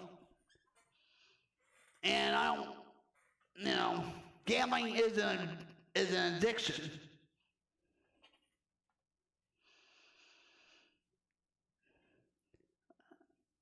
No problem. But, you know, yeah, I really have to get back in the groove and see what I have to change out with my, you know, with my resources in the chat and everything. And but this is like, this is just the pilot episode. I might have, you know, 10 more pilot episodes of the Wildfire. You know, that's all I'm saying. You know.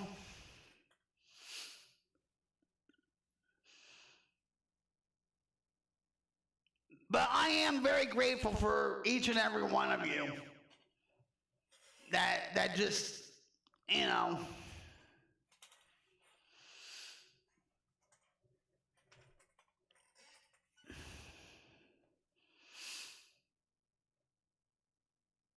because there I mean, there was times where it's like, I'm just not getting anywhere with this. But God said, no, keep going, Vic. Just keep going. You know, just keep plugging away.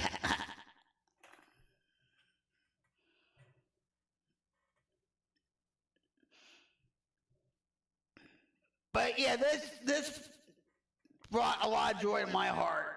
And just talking about, you know, Bible verses and God, you know, and having a relationship with Jesus. A lot of people don't understand, you know, they're like, Christianity? A relationship with Jesus, what? But he's not even here. You know, like, they don't understand the concept. You know? How can I believe in something if he's not physically here? But he was here, you know?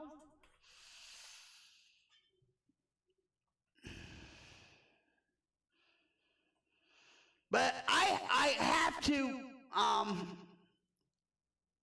have to stretch I have to go to the bathroom because I feel like I'm floating and all that. I will be right back, guys. Thank you for being here, guys. Thank you, thank you, thank you, thank you, thank you.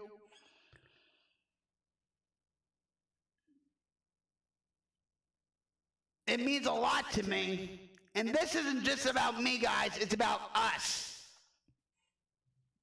It's about creating a wildfire change.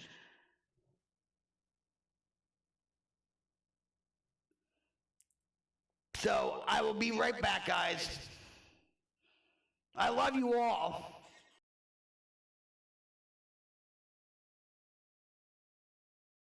And have you ever felt that pressure? Like the calm before the burn? Like something's out there, lurking just past the static, waiting to ignite everything you thought was safe. It's coming. Not slow, not soft. It's coming like a wildfire. And baby, you just lit the match.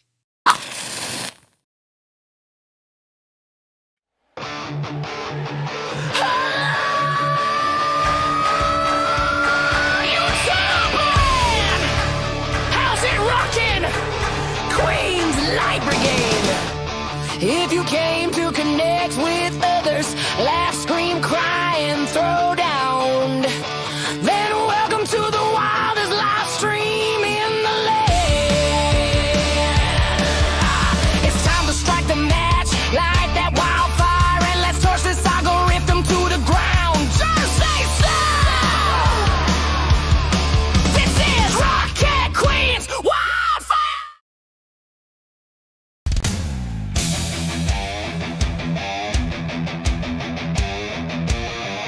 Hi, everybody. This is your Rocket Queen.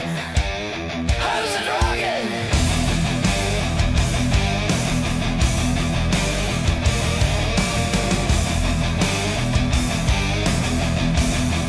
I'm a recovering addict, alcoholic, clean from crack and heroin since 2004, and sober from alcohol since 2011. I share my experience, strength, and hope to support anyone who's struggling. If you feel lost or need someone who gets it, you're in the right place on Rocket Queen.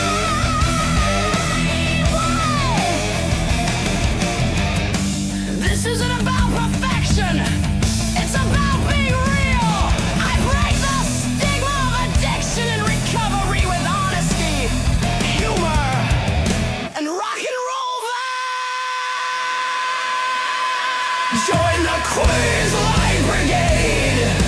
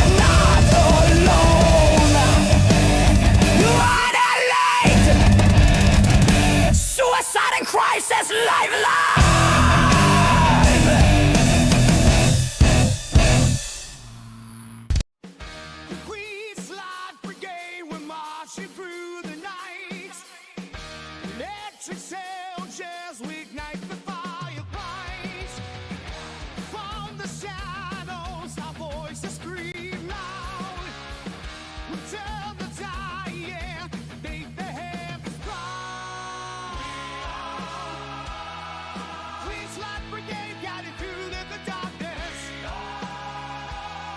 Soldiers of change, our spirits reborn. Stand our ground until dawn breaks free. Queen's Life Brigade. Yeah, beneath the moon, we will crush the chains of fear. Heavy metal hearts of thirst, the spade will clear. Smoke and thunder, it'll break the darkest sky. In the place of truth, watch the darkest sky. Queen's Life Brigade guiding through the darkness. Soldiers of change, our spirits reborn. Stand our ground until dawn breaks free. Queen's Life Brigade. Flames are free and watch them burn. Healing like the world will turn. One by one, leaders fall. Victory's call, we hear it all.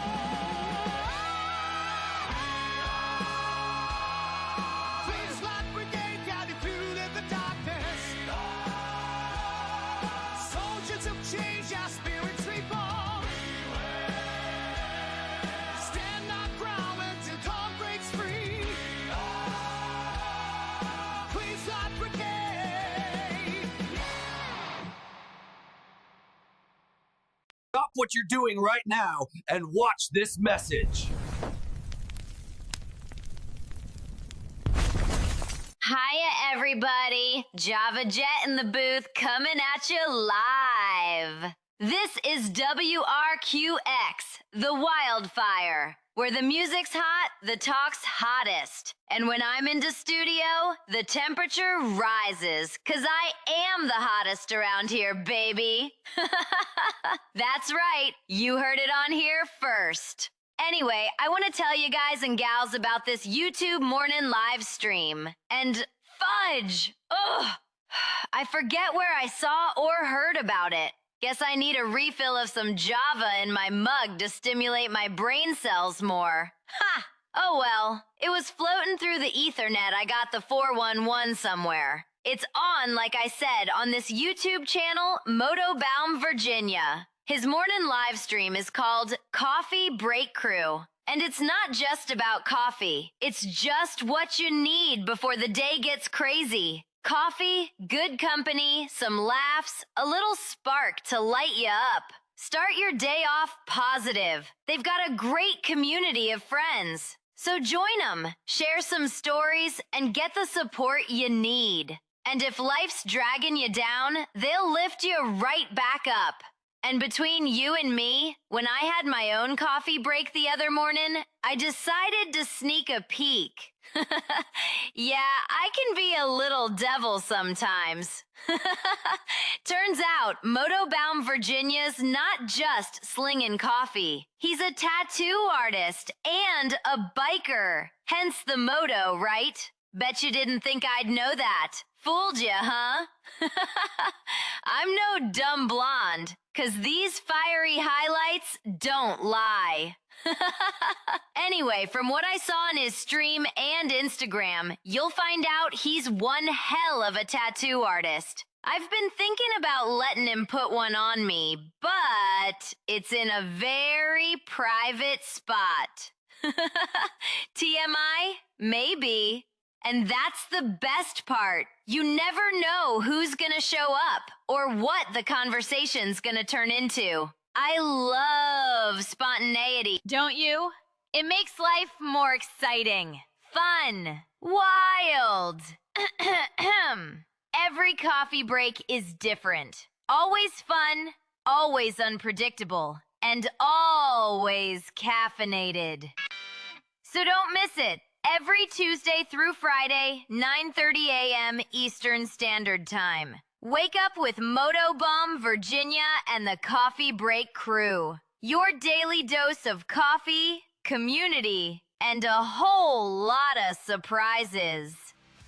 This is Java Jet. Keep your mugs hot, Your head's banging and your wild side turned all the way up. This is WRQX, the Wildfire.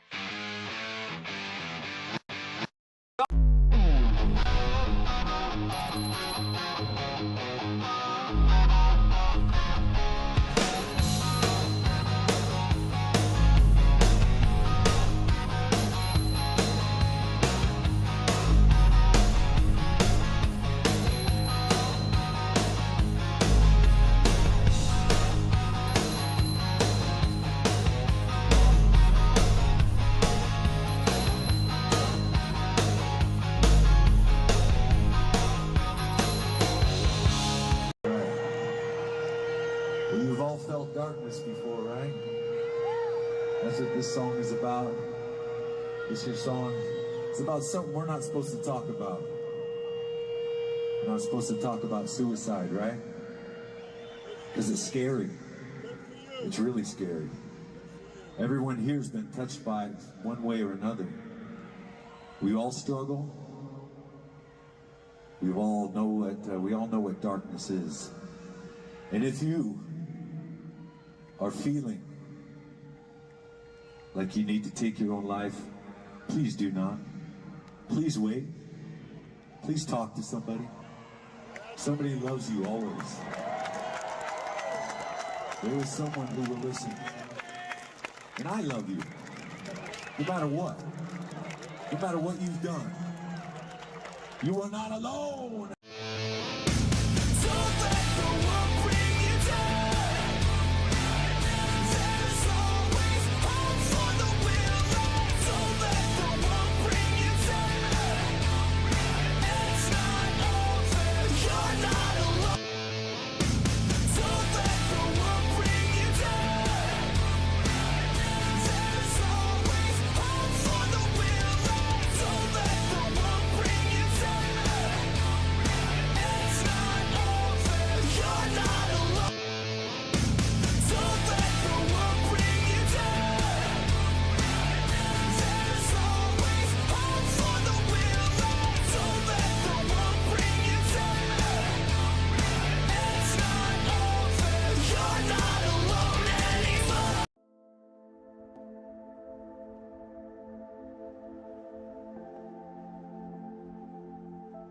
The big three signs of an opioid overdose, such as one from fentanyl, are slow to no breathing, unconsciousness, and pinpoint pupils.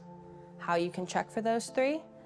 For slow to no breathing, you're gonna place your hand on the person's chest to feel for the rise and fall of their breath. You can also place your hand under their nose or over their mouth and feel for their warm breath. To check for unconsciousness, you're gonna start by shouting the person's name and asking if they can hear you. If they don't respond to you verbally engaging with them, you're gonna cause some painful stimuli. To do that, you're going to give them what's called a trap pinch. You're going to pinch the corner between their neck and their shoulder as hard as you can. If you try that on yourself, it hurts. So if you do that to somebody who might be overdosing, they're not going to respond. The third sign that you're going to check for, which is the telltale sign of an opioid overdose, is pinpoint pupils. So how you're going to check for that? You can use a flashlight like the one on your smartphone.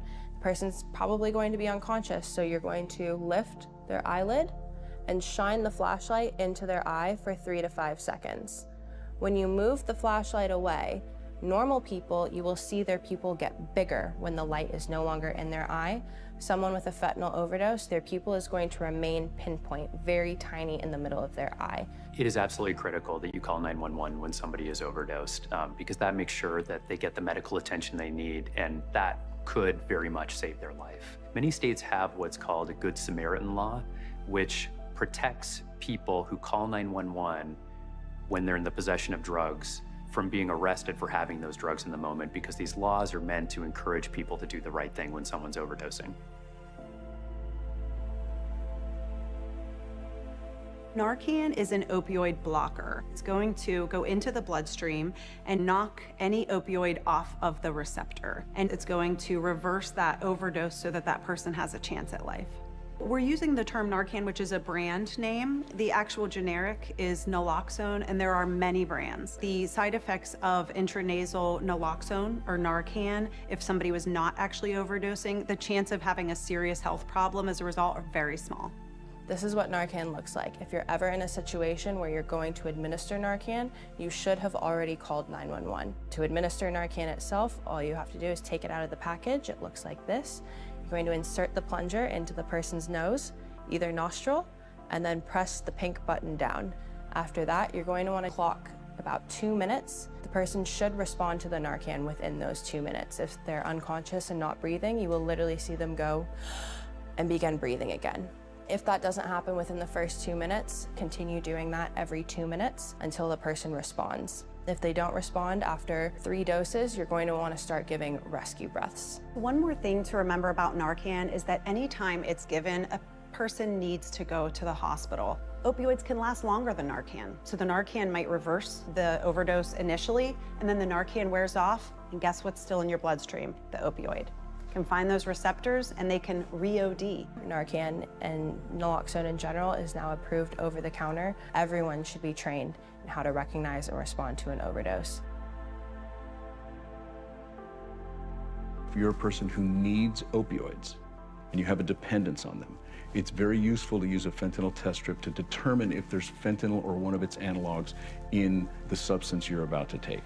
If you are in your 20s, 30s, and 40s and you're getting some cocaine, you should know that cocaine has been contaminated and the frequency of contamination is rising. Fentanyl test strips can be used on any drug as long as you prepare that drug correctly. So we instruct users to crush whatever it is in its entirety, mix that up, and then you use about 50 milligrams of that powder. There is a risk of getting a false negative. The test may not pick up the particular analog. The dilution rate might not be right, so it's not foolproof. Because the problem is inconsistent dosing, you can't shave some of a pill and use that as your sample and not be 100% sure that there's not fentanyl in the other portion of the pill.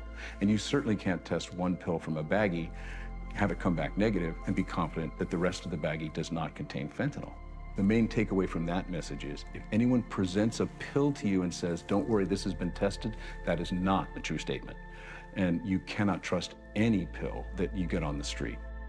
Well, the expectation is that you don't take any pill or powder that's coming from an unregulated source. But if you did, it is a non-negotiable to carry Narcan with you. It is a non-negotiable to not use alone. And it is a non-negotiable to test your drugs. These are the steps you have to take. While it's not perfect, it's the bare minimum to keep yourself alive.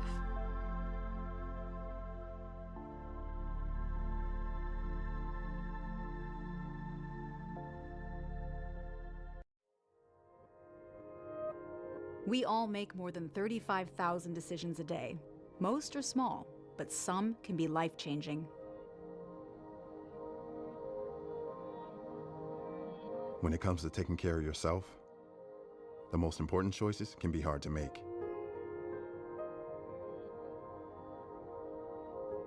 Like having a tough conversation instead of ignoring a buddy's call.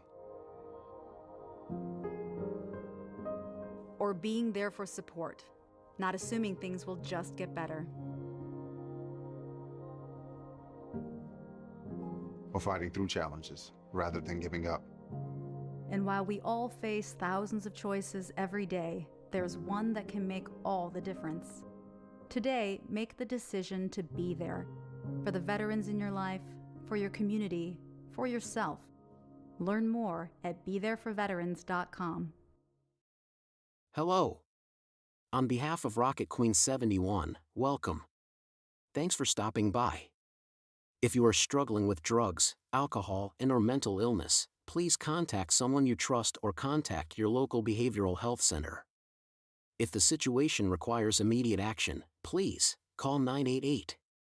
The 988 Suicide and Crisis Lifeline, formerly known as the National Suicide Prevention Lifeline, provides free and confidential emotional support to people in suicidal crisis or emotional distress 24 hours a day, 7 days a week, across the United States. No matter what problems you are facing, whether or not you are thinking about suicide, if you need someone to lean on emotionally, there's no shame in asking for help. You are not weak for asking for help.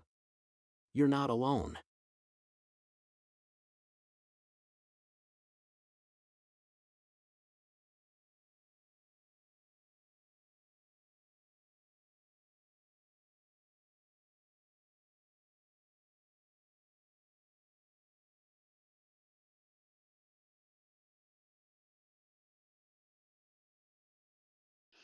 And I'm back, guys. Back.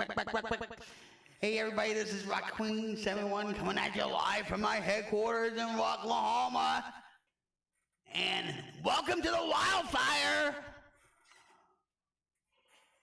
where the Queen's Light Brigade creates a wildfire change to diminish darkness in the world. I know we're not going to get all the darkness in the world, guys, but we're going to fight like hell to get rid of it. So,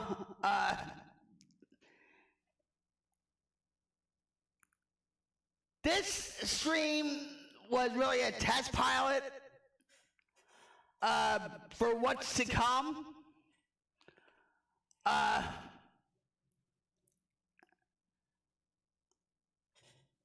appreciate each and every one of you that show up. Yeah! What, did you have like 3 cigarettes or something? I like it.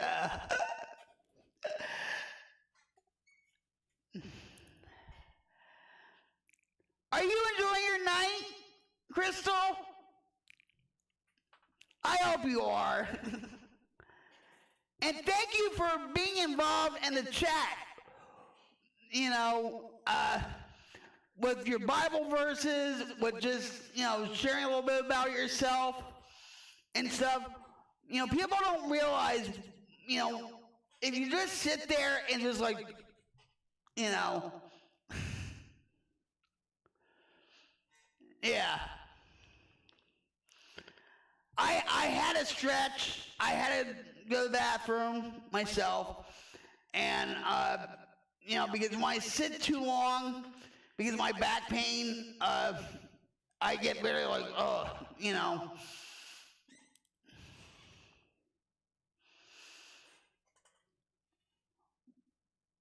Well, anytime, you know, you want to vent about anything, you know, you can always talk about it in the chat. I know, you know, there's certain, like, subjects or whatever that, or just, you know, life situations that you don't want your life to get out there on the internet. I get all that. Trust me, I do. But reach out, you know. I have my hand here for you. If you need a helping hand, I'm right here for you, Crystal. And I mean that. You know. I think everybody's been stressed out lately with what's going on, and you know, we just have to keep looking up, right? Keep looking up, because God's with us. I don't know how much I told you about the car crash, but I'm not supposed to be walking. Did I ever tell you that? We were hoping for a 43% recovery rate, but I'm up to 94%. Way to go, right? Better than expected. God's looking out for you, right? The power of prayer, right?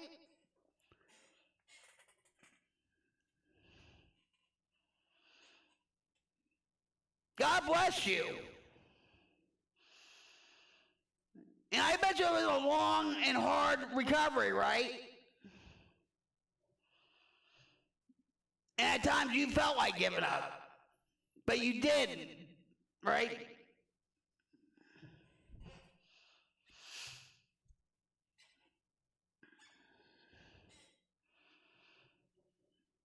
One day at a time, right?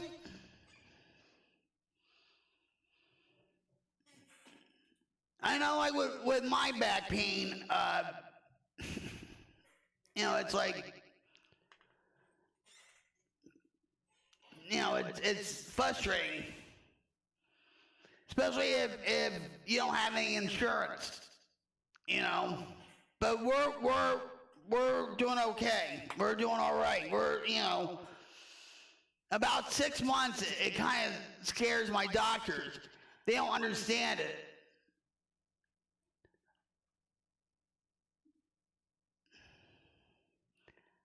A lot of scientists and doctors don't believe in God because they think they are God.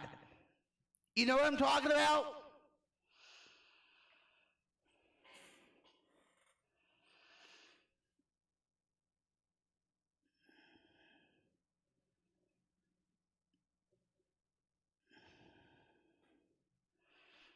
It boggles their mind because they think science is God. You know what I mean?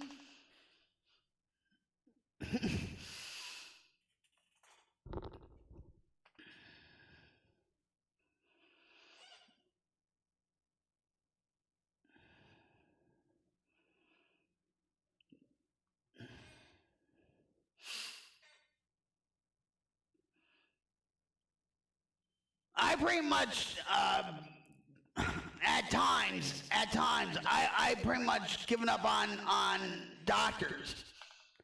But then my husband will say, well, why do you call like 911 and end up in the ER or whatever, right? To get some relief. You think I have fun going to the ER and, whatever? And he's like, yeah, but you talk to the doctors, you talk to the nurses, everybody knows you, but they, whatever. But, and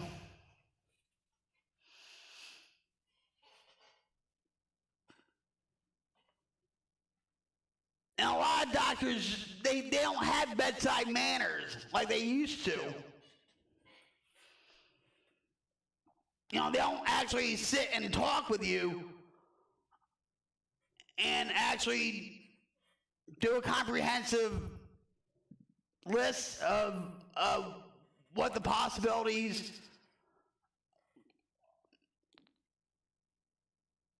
could be going on with you or anything, They're telling me that the neurons are firing in my brain, but return signal isn't happening, so I shouldn't be able to walk right now. So I quit going to physical therapy, and I just kept doing what I'm doing.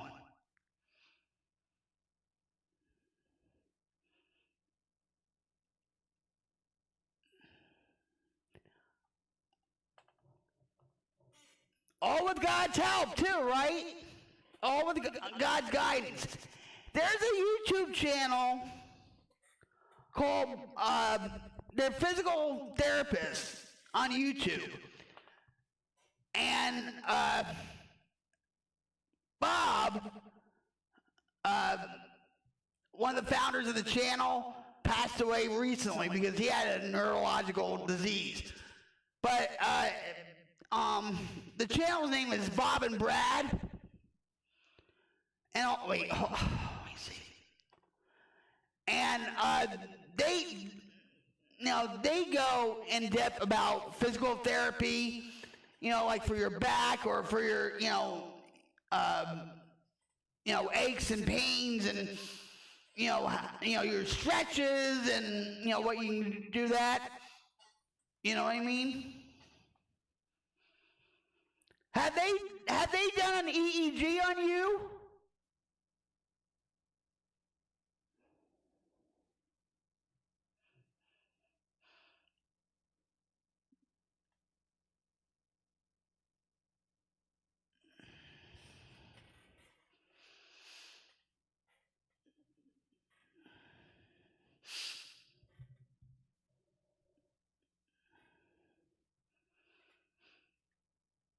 An EEG is for your brain waves, like they test your brain waves and activity and all that stuff.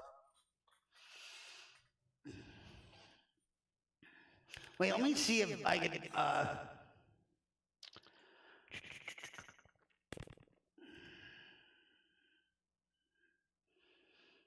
Bob and Brad. Yeah, physical therapist.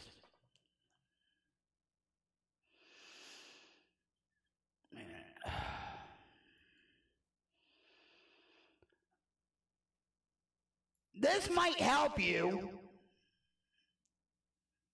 Like I said, Bob passed away about a couple months ago from a neurological disease. And here, that's Bob and Brad and their physical therapists and all that. They have good tips and everything, you know. In fact, wait a minute, let me see if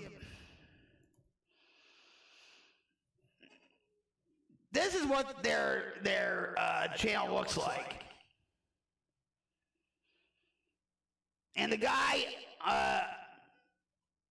on right here on the left, he passed away. And all that. But they do everything. Like, you know, shoulder pain to crack your own back to I don't believe in chiropractic. I think it's witch medicine. You know, and especially when I see them, you know, snap your head. You know, that's something like, nope, that's not me. But they're pretty good. You know.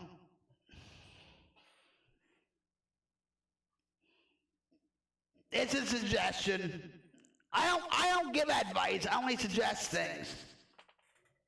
You know what I mean?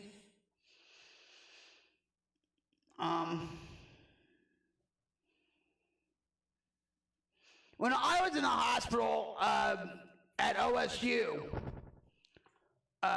for my back, they did it's like a deep massage and stuff. It's not chiropractic, it's something else. And you know, they're like, you know, they came in and they're like, just relax, don't do anything. And I said, this is not chiropractic, right? They're like, no, it's something different. And they worked, you know, my back and my shoulder and all this stuff, you know. But my husband, I have a very loving husband. I have the best husband in the world. And he'll, like, rub my back. He'll put, like, pain patches on me, like salon paws and everything. You know. He's basically my caretaker, in a way. You know. And I feel bad for him at times because when I go to bed, it's like, oh, my back, can you rub my back? And, you know, he'll get up. he'll get up and he's like, okay. You know, and you know, he'll get, like, my medication, and then he'll give me my medication, and then he'll rub my back, and you know, and then sometimes he'll sleep on the sofa, which I really feel bad about. But sometimes when I'm in so much pain, I can't get comfortable. I toss and turn, and I go through hot flashes and all this, you know. I'm more crazier than a Oklahoma tornado in bed when it comes to pain and trying to get comfortable and all that crap, you know. And yeah. But you know, I've been stressed out with like, you know, because we don't have any insurance, and there's something stopping the process is because I need a valid ID, and I'm having a hard time getting my birth certificate from New York State and all that, and it's just, you know. But we're doing what we can, you know, and you know, he gets frustrated you know, but he told me before this stream, he prays for me every freaking day, every day. He's been praying more and more, and he's proud of me on what I'm trying to build and stuff, you know, and he knows I put a lot of heart and soul into everything I do, and thank God for him, you know. I don't know where I would be without him. Or God, you know. But I think, like, just by doing tonight's test pilot of the Wildfire or whatever, it's like, well, it's basically trial and error, right? I think we should have a segment about, you know, Bible verses, like we just picked one out. And just throw out a topic. You know, I actually want to do a call-in show. You know, I want to have guests on. It's not going to be a podcast. Everybody and their dog and their goldfish wants to have a podcast. I don't want that. I want a talk show. You know. That's informative, that's educational, you know. So,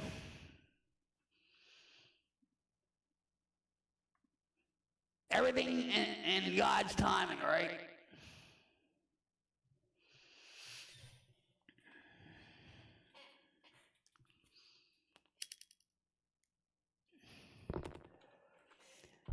And I just have, you know, I know God's looking out for me. He's always looked out for me. I should have been dead a long time ago. You know, and he's guiding me. I mean, I'm going to tell you something. A few days ago, when I had the live stream and everybody was coming in and everybody's saying, you know, we love you, keep doing what you're doing, you know, and all this stuff, you know, it was God saying, see, you are making an impact, Vic, just keep going with it, slow but steady. I got your back, right? Well, you know, and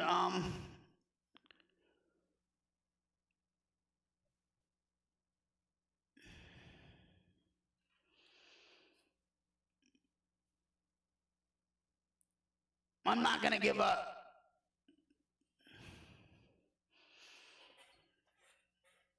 No, I've been committed to my mission ever since Mixer and stuff, and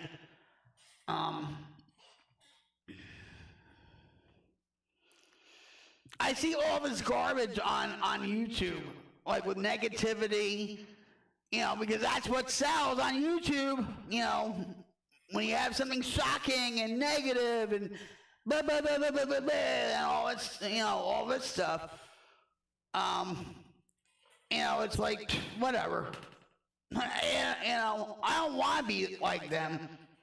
And if you are starting like a YouTube channel and whatever, you know, yeah, you could, you know, look at other people's streams and sort of get ideas and whatever that you want to do. But be the channel that you want to be, that you would want to watch. And I try to implement all that into my stream. You know?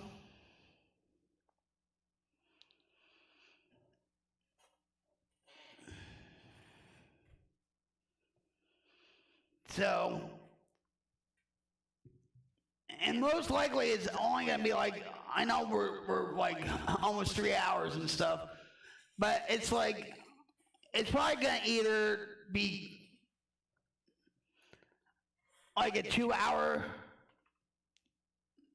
live stream. I don't know if it's going to be daily. I don't know, you know.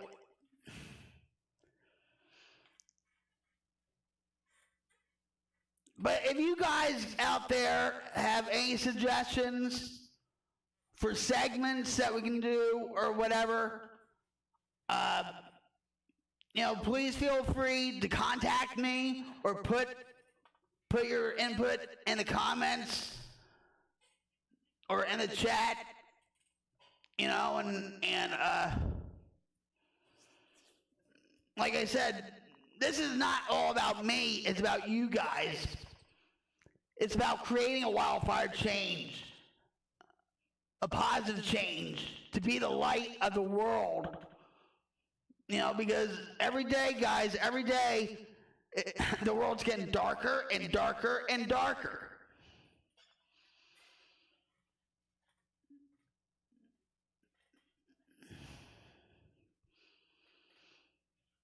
Even Jim, like, he'll watch, like, prepping channels or whatever, and he's getting kind of, like, indifferent about what he watches now. Because they say the same, almost the same thing over and over again. Like, oh, the world's going to blow up tomorrow, or oh, this is going to happen. Or it's basically their opinions, these prepper channels, right? But they give you a sort of like a pulse about what's happening. And all that,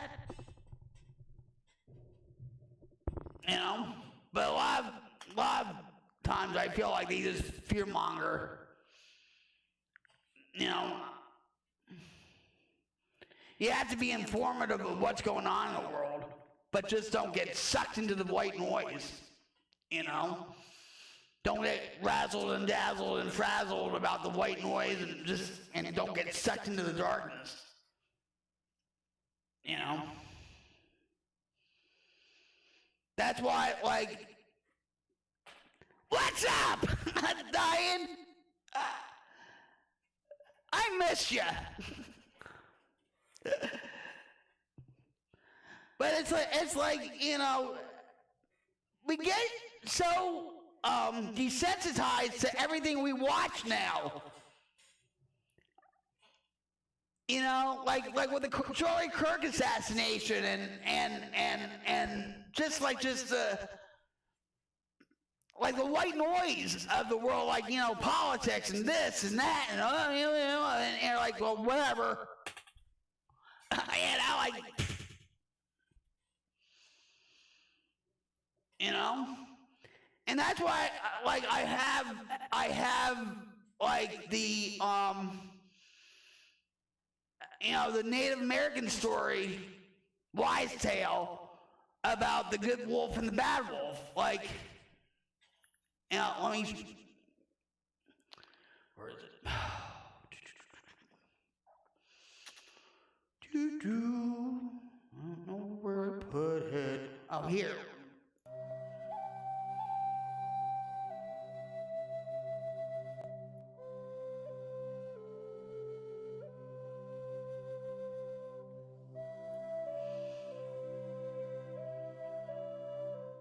In fact, I'll read it. An old Cherokee is teaching his grandson about life. A fight is going on inside of me, he said to the boy. It is a terrible fight, and it is between two wolves. One is evil. He is angry, envy, regret, greed, arrogance, self-pity, guilt, resentment, inferiority, lies, false pride, superiority, and ego. He continued, the other one is good. It is joy, peace, love, serenity, humility, kindness, benevolence, empathy, generosity, and compassion and faith. The same fight is going on inside of you and inside every other person also. The grandson thought about it for a minute and then asked his grandfather, which wolf will win? The old Cherokee simply replied, the one that you feed.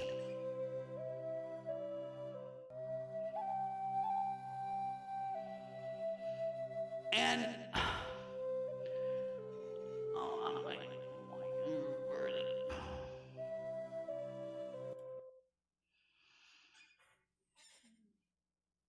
Christians are encouraged to cast the works of darkness as the day is approaching.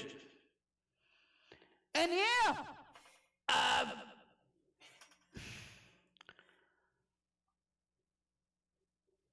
a lot of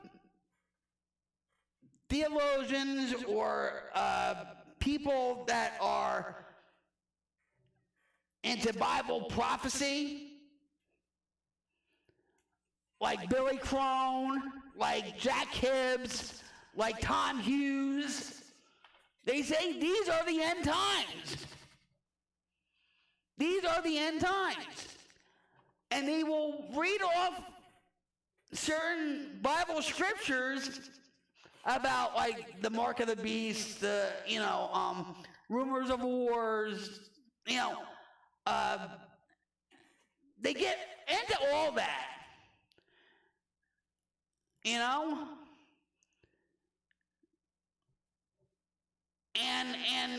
a lot. Now I'm going to say this. I was raised Episcopal. I'm a pisser. Okay? And I went to Sunday school when I was a kid, and I veered off because of the drugs and my band and all that. Okay, but I came full circle, right? I came home to God. When I met Jim, he was, I thought he was like a doomsday prepper. That's another story in itself. But he opened my eyes up to a lot of things. Biblically, spiritually. And he told me when I moved out here in 2017, he says, listen, he said, I'm not going to push this on you about the end times and, like the tribulation and all that.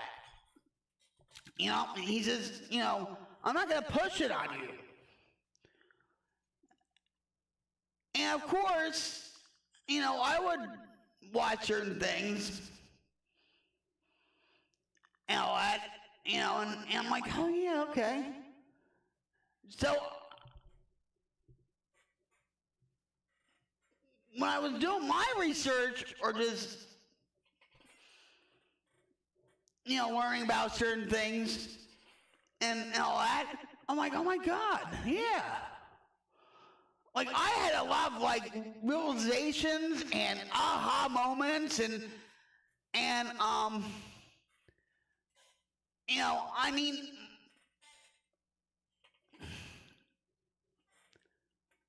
my church and, Episcopalian church, it's an Anglican church. It's basically a sister church to the Catholic Church and stuff.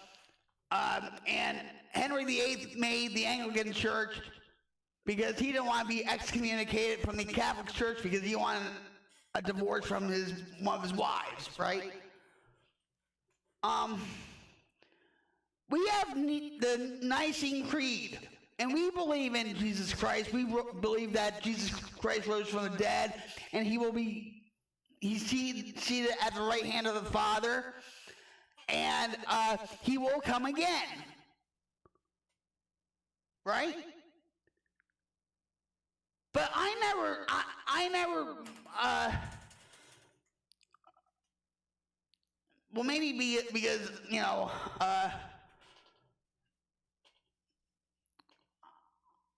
I never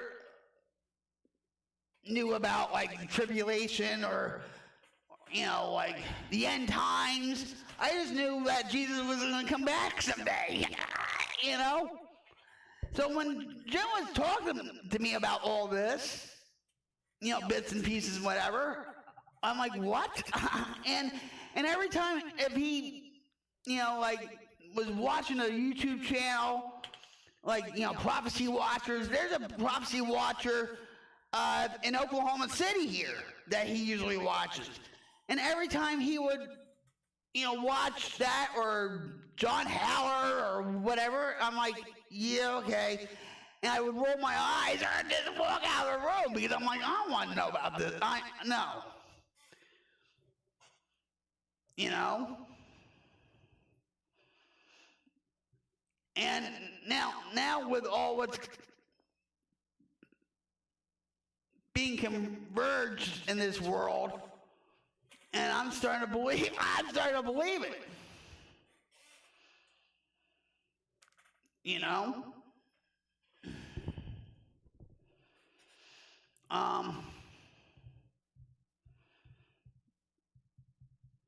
So, I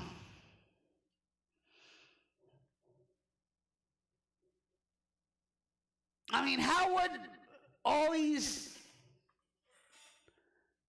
authors in the Bible, like Matthew, Mark, Luke, and John, and St. Paul, and, you know, Peter, and whatever, Timothy, or, you know, how would they know all this?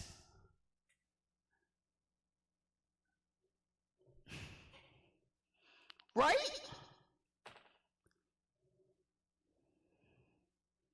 From 2,000 years ago.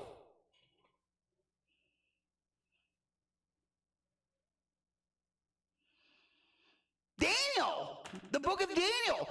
Daniel had, like, when he was in prison and stuff, he had all these dreams and visions and stuff.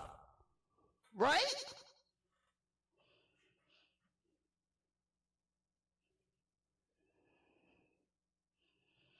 So, I mean, there's a subject called apologetics. And apologetics, and I love my husband, okay? You know, I didn't know anything about apologetics until I met him. And apologetics is defending the Bible with hard, cold facts. With hard, cold facts, defending the Bible. And there was a guy named Ravi Zacharias, okay? And he was a apologetic. He had his own ministry and all this stuff. But when he died, you know, he basically led a double life. I'm not going to get into all his business when it comes to that. But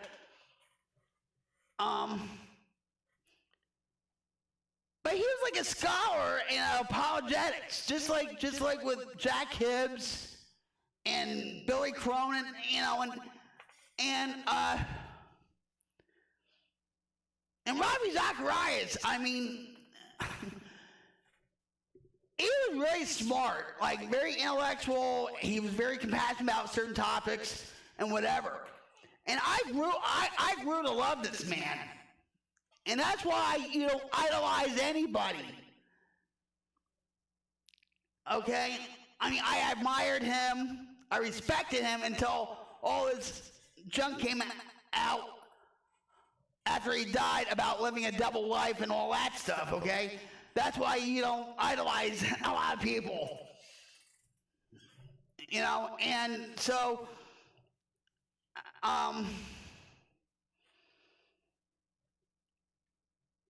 it made me grow in Christ even more, to have a better relationship with Jesus. You know, I still fight him from time to time, but I think we all do. You know, yeah. But I mean, we even can talk about that too. I mean, there's, you know.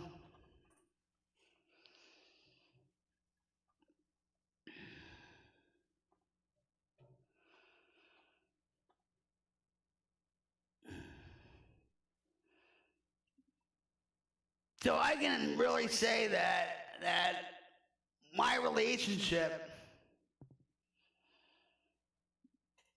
with Jesus has gotten stronger, you know, because I was open to it, little by little.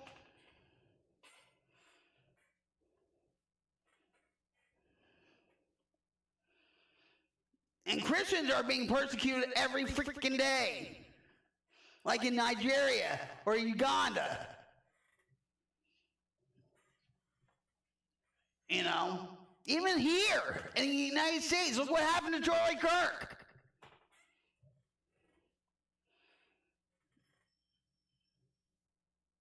Even though that was a political assassination also, but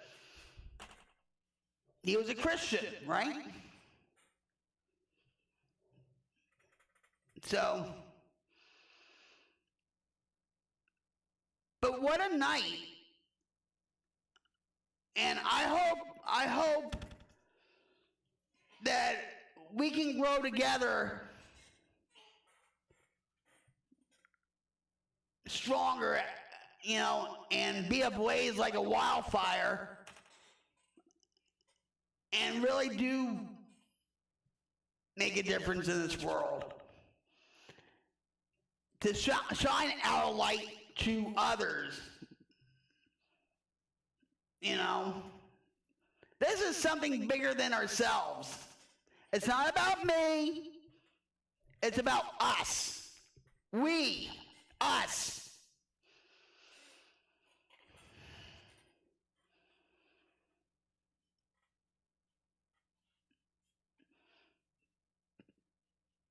So we're doing this one step at a time, one day at a time.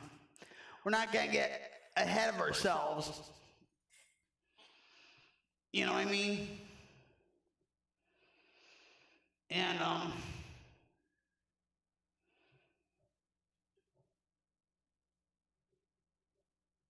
I really thank you all. You know, and I can't take this moment for granted. You know, it opened my eyes up a lot more. Us as a group, it's together. United we stand, divided we fall. Exactly. We are the Queen's Life Brigade, and I'm going to make merch too. But I've been saying that for what? A long time too, but it's like, you know, I told my husband about like a design, whatever and stuff, you know, and it's like how I want to be like say the Queen's Life Brigade, like with you. This is just an example, okay? It would be like, and if we do charities too, the money's not coming to me. It's going straight to to a charity, you know, or maybe to a family, or, you know, someone in need, or, right? It won't go directly to me. It's going to go, you know, because Streamlabs does that, like for charities. If you have a charity and stuff, like say Strong Tower, faith-based rehab, right? Say if you donate, it'll go straight to like Strong Tower or something like that. You know what I mean? So I don't touch the money. I don't want, you know. But it's like, say if you give and you're really active and you, you know, we're soldiers, right? Queen's Life Brigade, Army, right? So I said to Jim, I said, I would like to have, like, say, if you're from the United States, right, you would have the American flag on this sleeve, and then you would have, like, say, stripes, right? Like in the Army and stuff, right? And when you do a certain level or whatever, you raise in ranks. But in reality, we're not better than anybody else. You understand what I'm saying? And then it would be like, something like, Queen's Light Brigade, and then in the back would be like, creating a wildfire change, and have your name on the back of your shirt or something like that. Big dreams, yeah.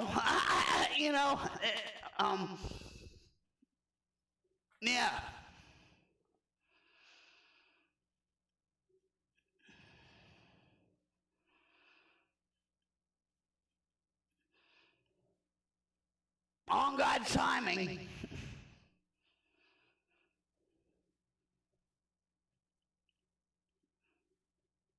And just because I'm like, the queen, I'm trying to be like, I know better than anybody. I'm on the same level as you guys. Do you understand? Ephesians 6, 11, 12. This passage speaks of putting on the full armor of God to stand against spiritual forces. And you know what? I don't know if you saw this. I wrote a song. All right, I did write the song, but not the music. It was AI, but, right? Believers are called to be good soldiers of Jesus Christ. Ephesians 6, 11, 12. This passage speaks of putting on the full armor of God to stand against spiritual forces. Right.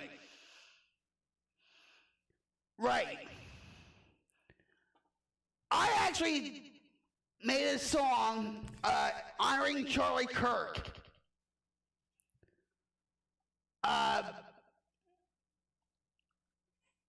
Because he had the full armor of God, okay? He wasn't afraid, and all these, and I just had I had a comment on one of my shorts, or my song about Charlie Kirk, whatever, and he said, you can't be democratic if you're against, if you're with Charlie, dumbass, and they said dumbass. I'm like, you get it, do you? Democrats are anybody in politics. All right? But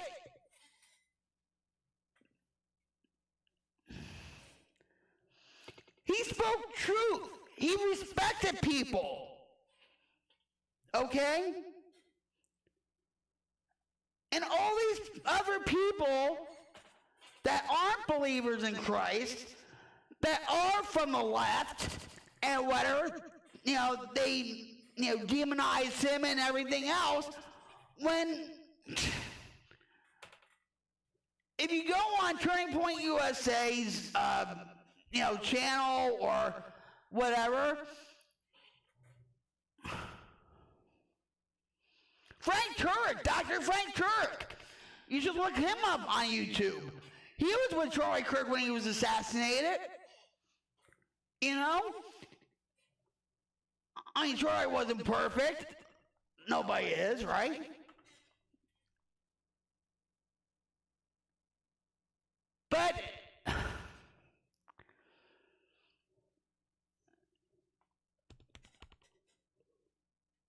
us, as believers, do have the armor of God. And sometimes, in my opinion, and stuff, when we're going through a horrible time in our life, say like with back pain or just, I don't know, whatever, and it wears us down. And sometimes our shields get cracked, right? Maybe just a little, you know what I mean? But when you have more faith in God, right? It strengthens that armor. It strengthens that shield. It strengthens that sword.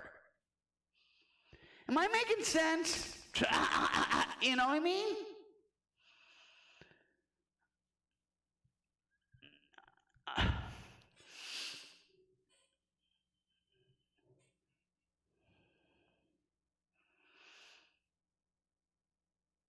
And actually, my husband, for a Christmas gift, I got him a shield that has Ephesians on it.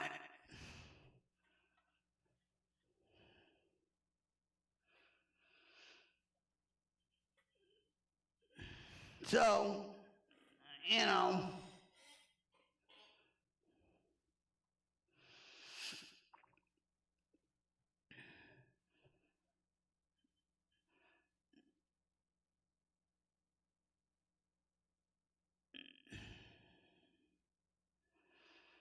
we as Christians have to really, like, you know, to have more of a relationship with Jesus and whatever, we have to, walk the walk and talk the talk and read the Bible more. I know I do, I'll admit. But I get, those messages, I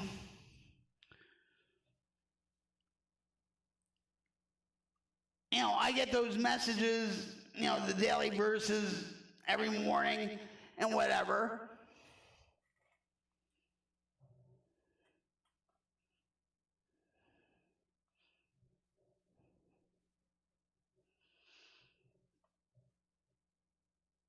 And there's some days I skip them, not out, but it happens, right?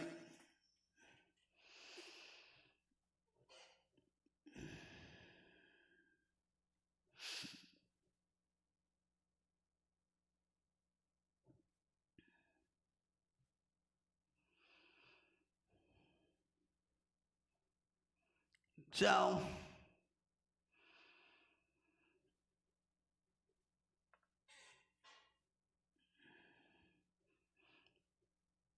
just like with my sobriety, with my recovery, I have to keep vigilant. I have to keep myself in check.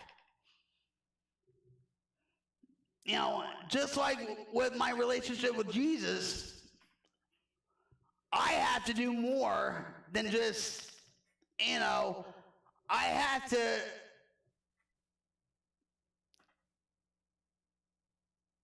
study more, read the Bible more, And I think after Troy Kirk's assassination, when I was working on that song, I was going through Bible verses. I was going, and that was, I'm going to say something. That was the most,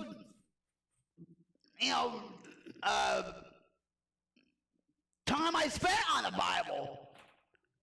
Do you understand what I'm saying? Like, it was like just, I'm like, oh, what about that? What about this? Whatever.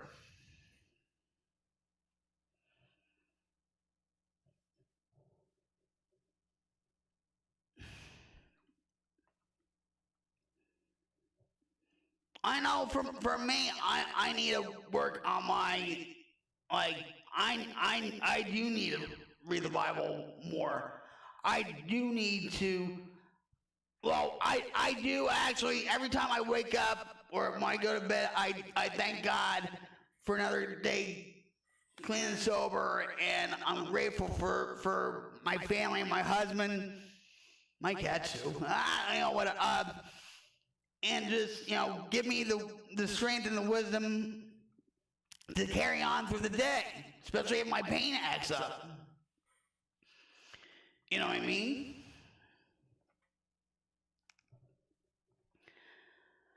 Whew. Anyway,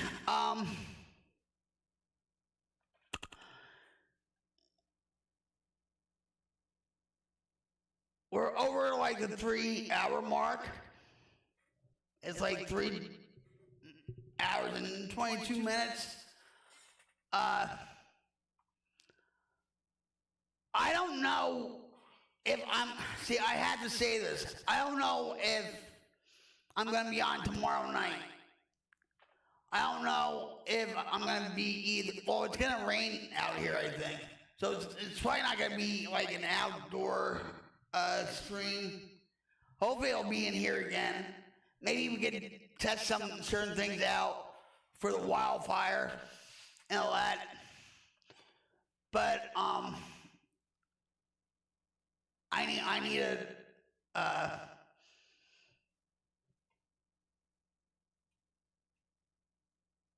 it's actually getting hot in here because of all the lights and everything. But Crystal,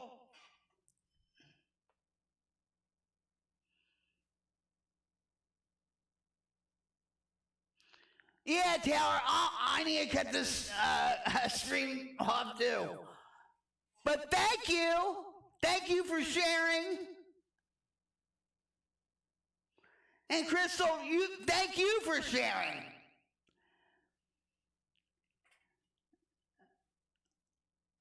I am so proud of you guys that you're sharing, you're throwing Bible verses out there so we can discuss it, sharing something about yourselves so we can get closer, right?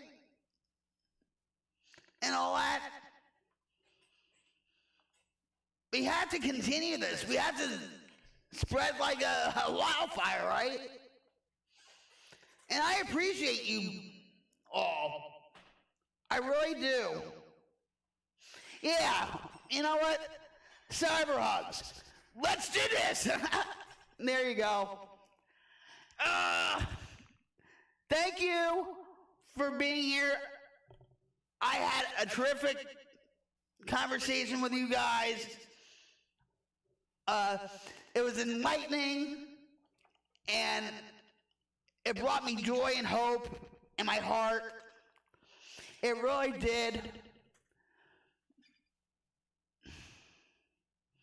I got you too, girl. I got your cigarettes too. Oh, they're filtered cigarettes, but cigars, but I like a dying breed too. So, like I said, one step at a time, guys. Let's just, right? If you guys have any ideas, you let me know. I don't care if it's in the comments. You know where my email is, right? When you go to, about Rocket Queen or whatever and stuff.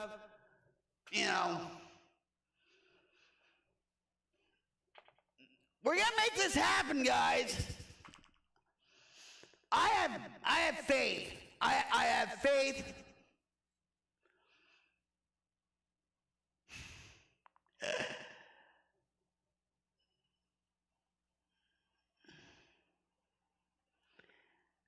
Yeah, well, you know what? I can tell you, Crystal. Wait a minute. Hold on. All right. See this? All right. They're filtered cigars, okay? A real quick info about this. Obama. Boom. Obama. All right.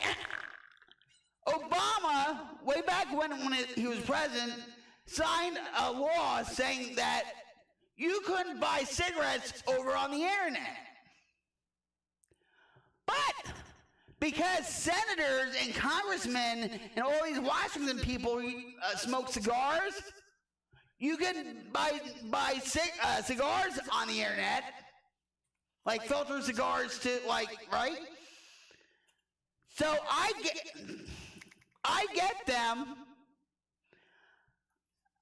get them from the Florida tobacco shop. One carton sometimes is $9.99.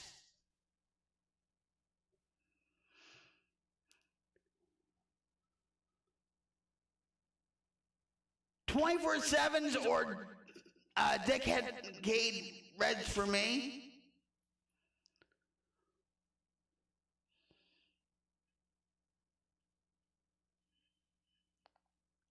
Well, you should check them out. I feel like an enabler now. I'm like, yeah, go for a tobacco shop.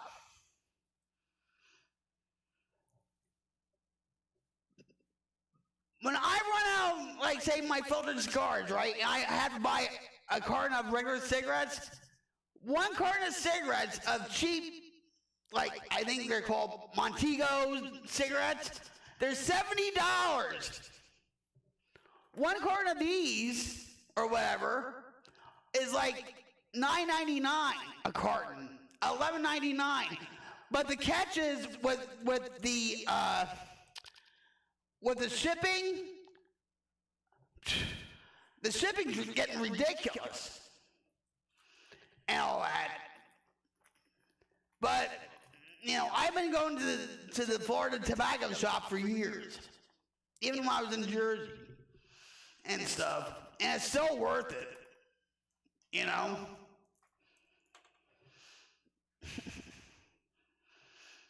You should check them out and all that, you know.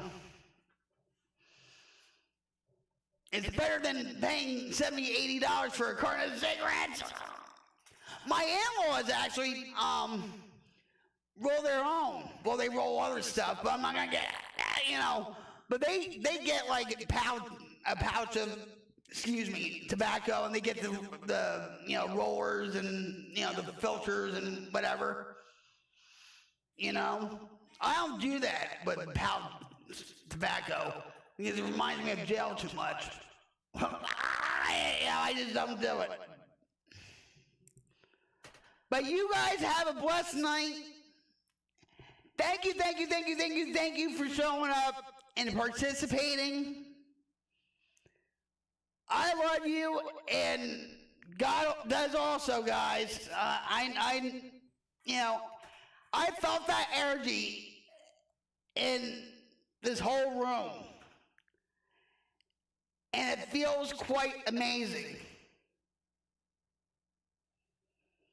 So, group hug.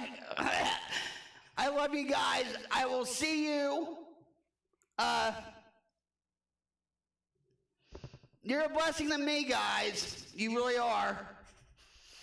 In more ways than one. And with that, guys, I love you all too. And with that, guys, I'm RocketQueen's everyone, coming at you live from my headquarters in Rocklahoma. And I'm signing off. And this has been the Wildfire.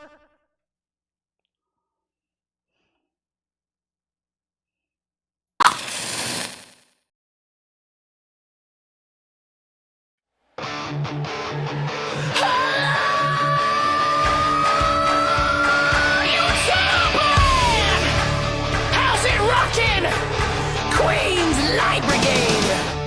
If you came to connect with others, laugh, scream, cry, and throw down, then welcome to the wildest live stream in the land.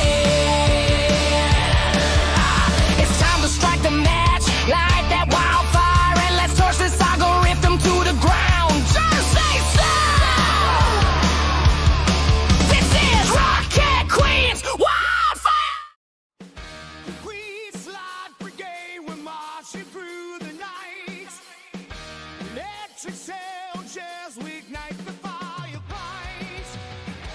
From the shadows, our voices scream loud. We tell the dying, make the heavens proud. Queen's Light Brigade, guiding through the darkness. Soldiers of change, our spirits reborn. Stand our ground until dawn breaks free. Queen's Light Brigade. Beneath the moon, we will crush the chains of fear. Heavy metal hearts of earth's a spade will clear.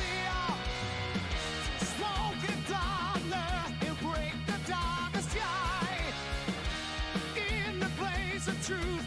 Watch the darkest sky. Please, Light Brigade, guiding through the darkness. Soldiers of change, our spirits reborn. Stand our ground until dawn breaks free. Please, Light Brigade, flames are free and watch them burn. Healing like the world will turn. One by one, leaders fall. Victory's call, we hear it all.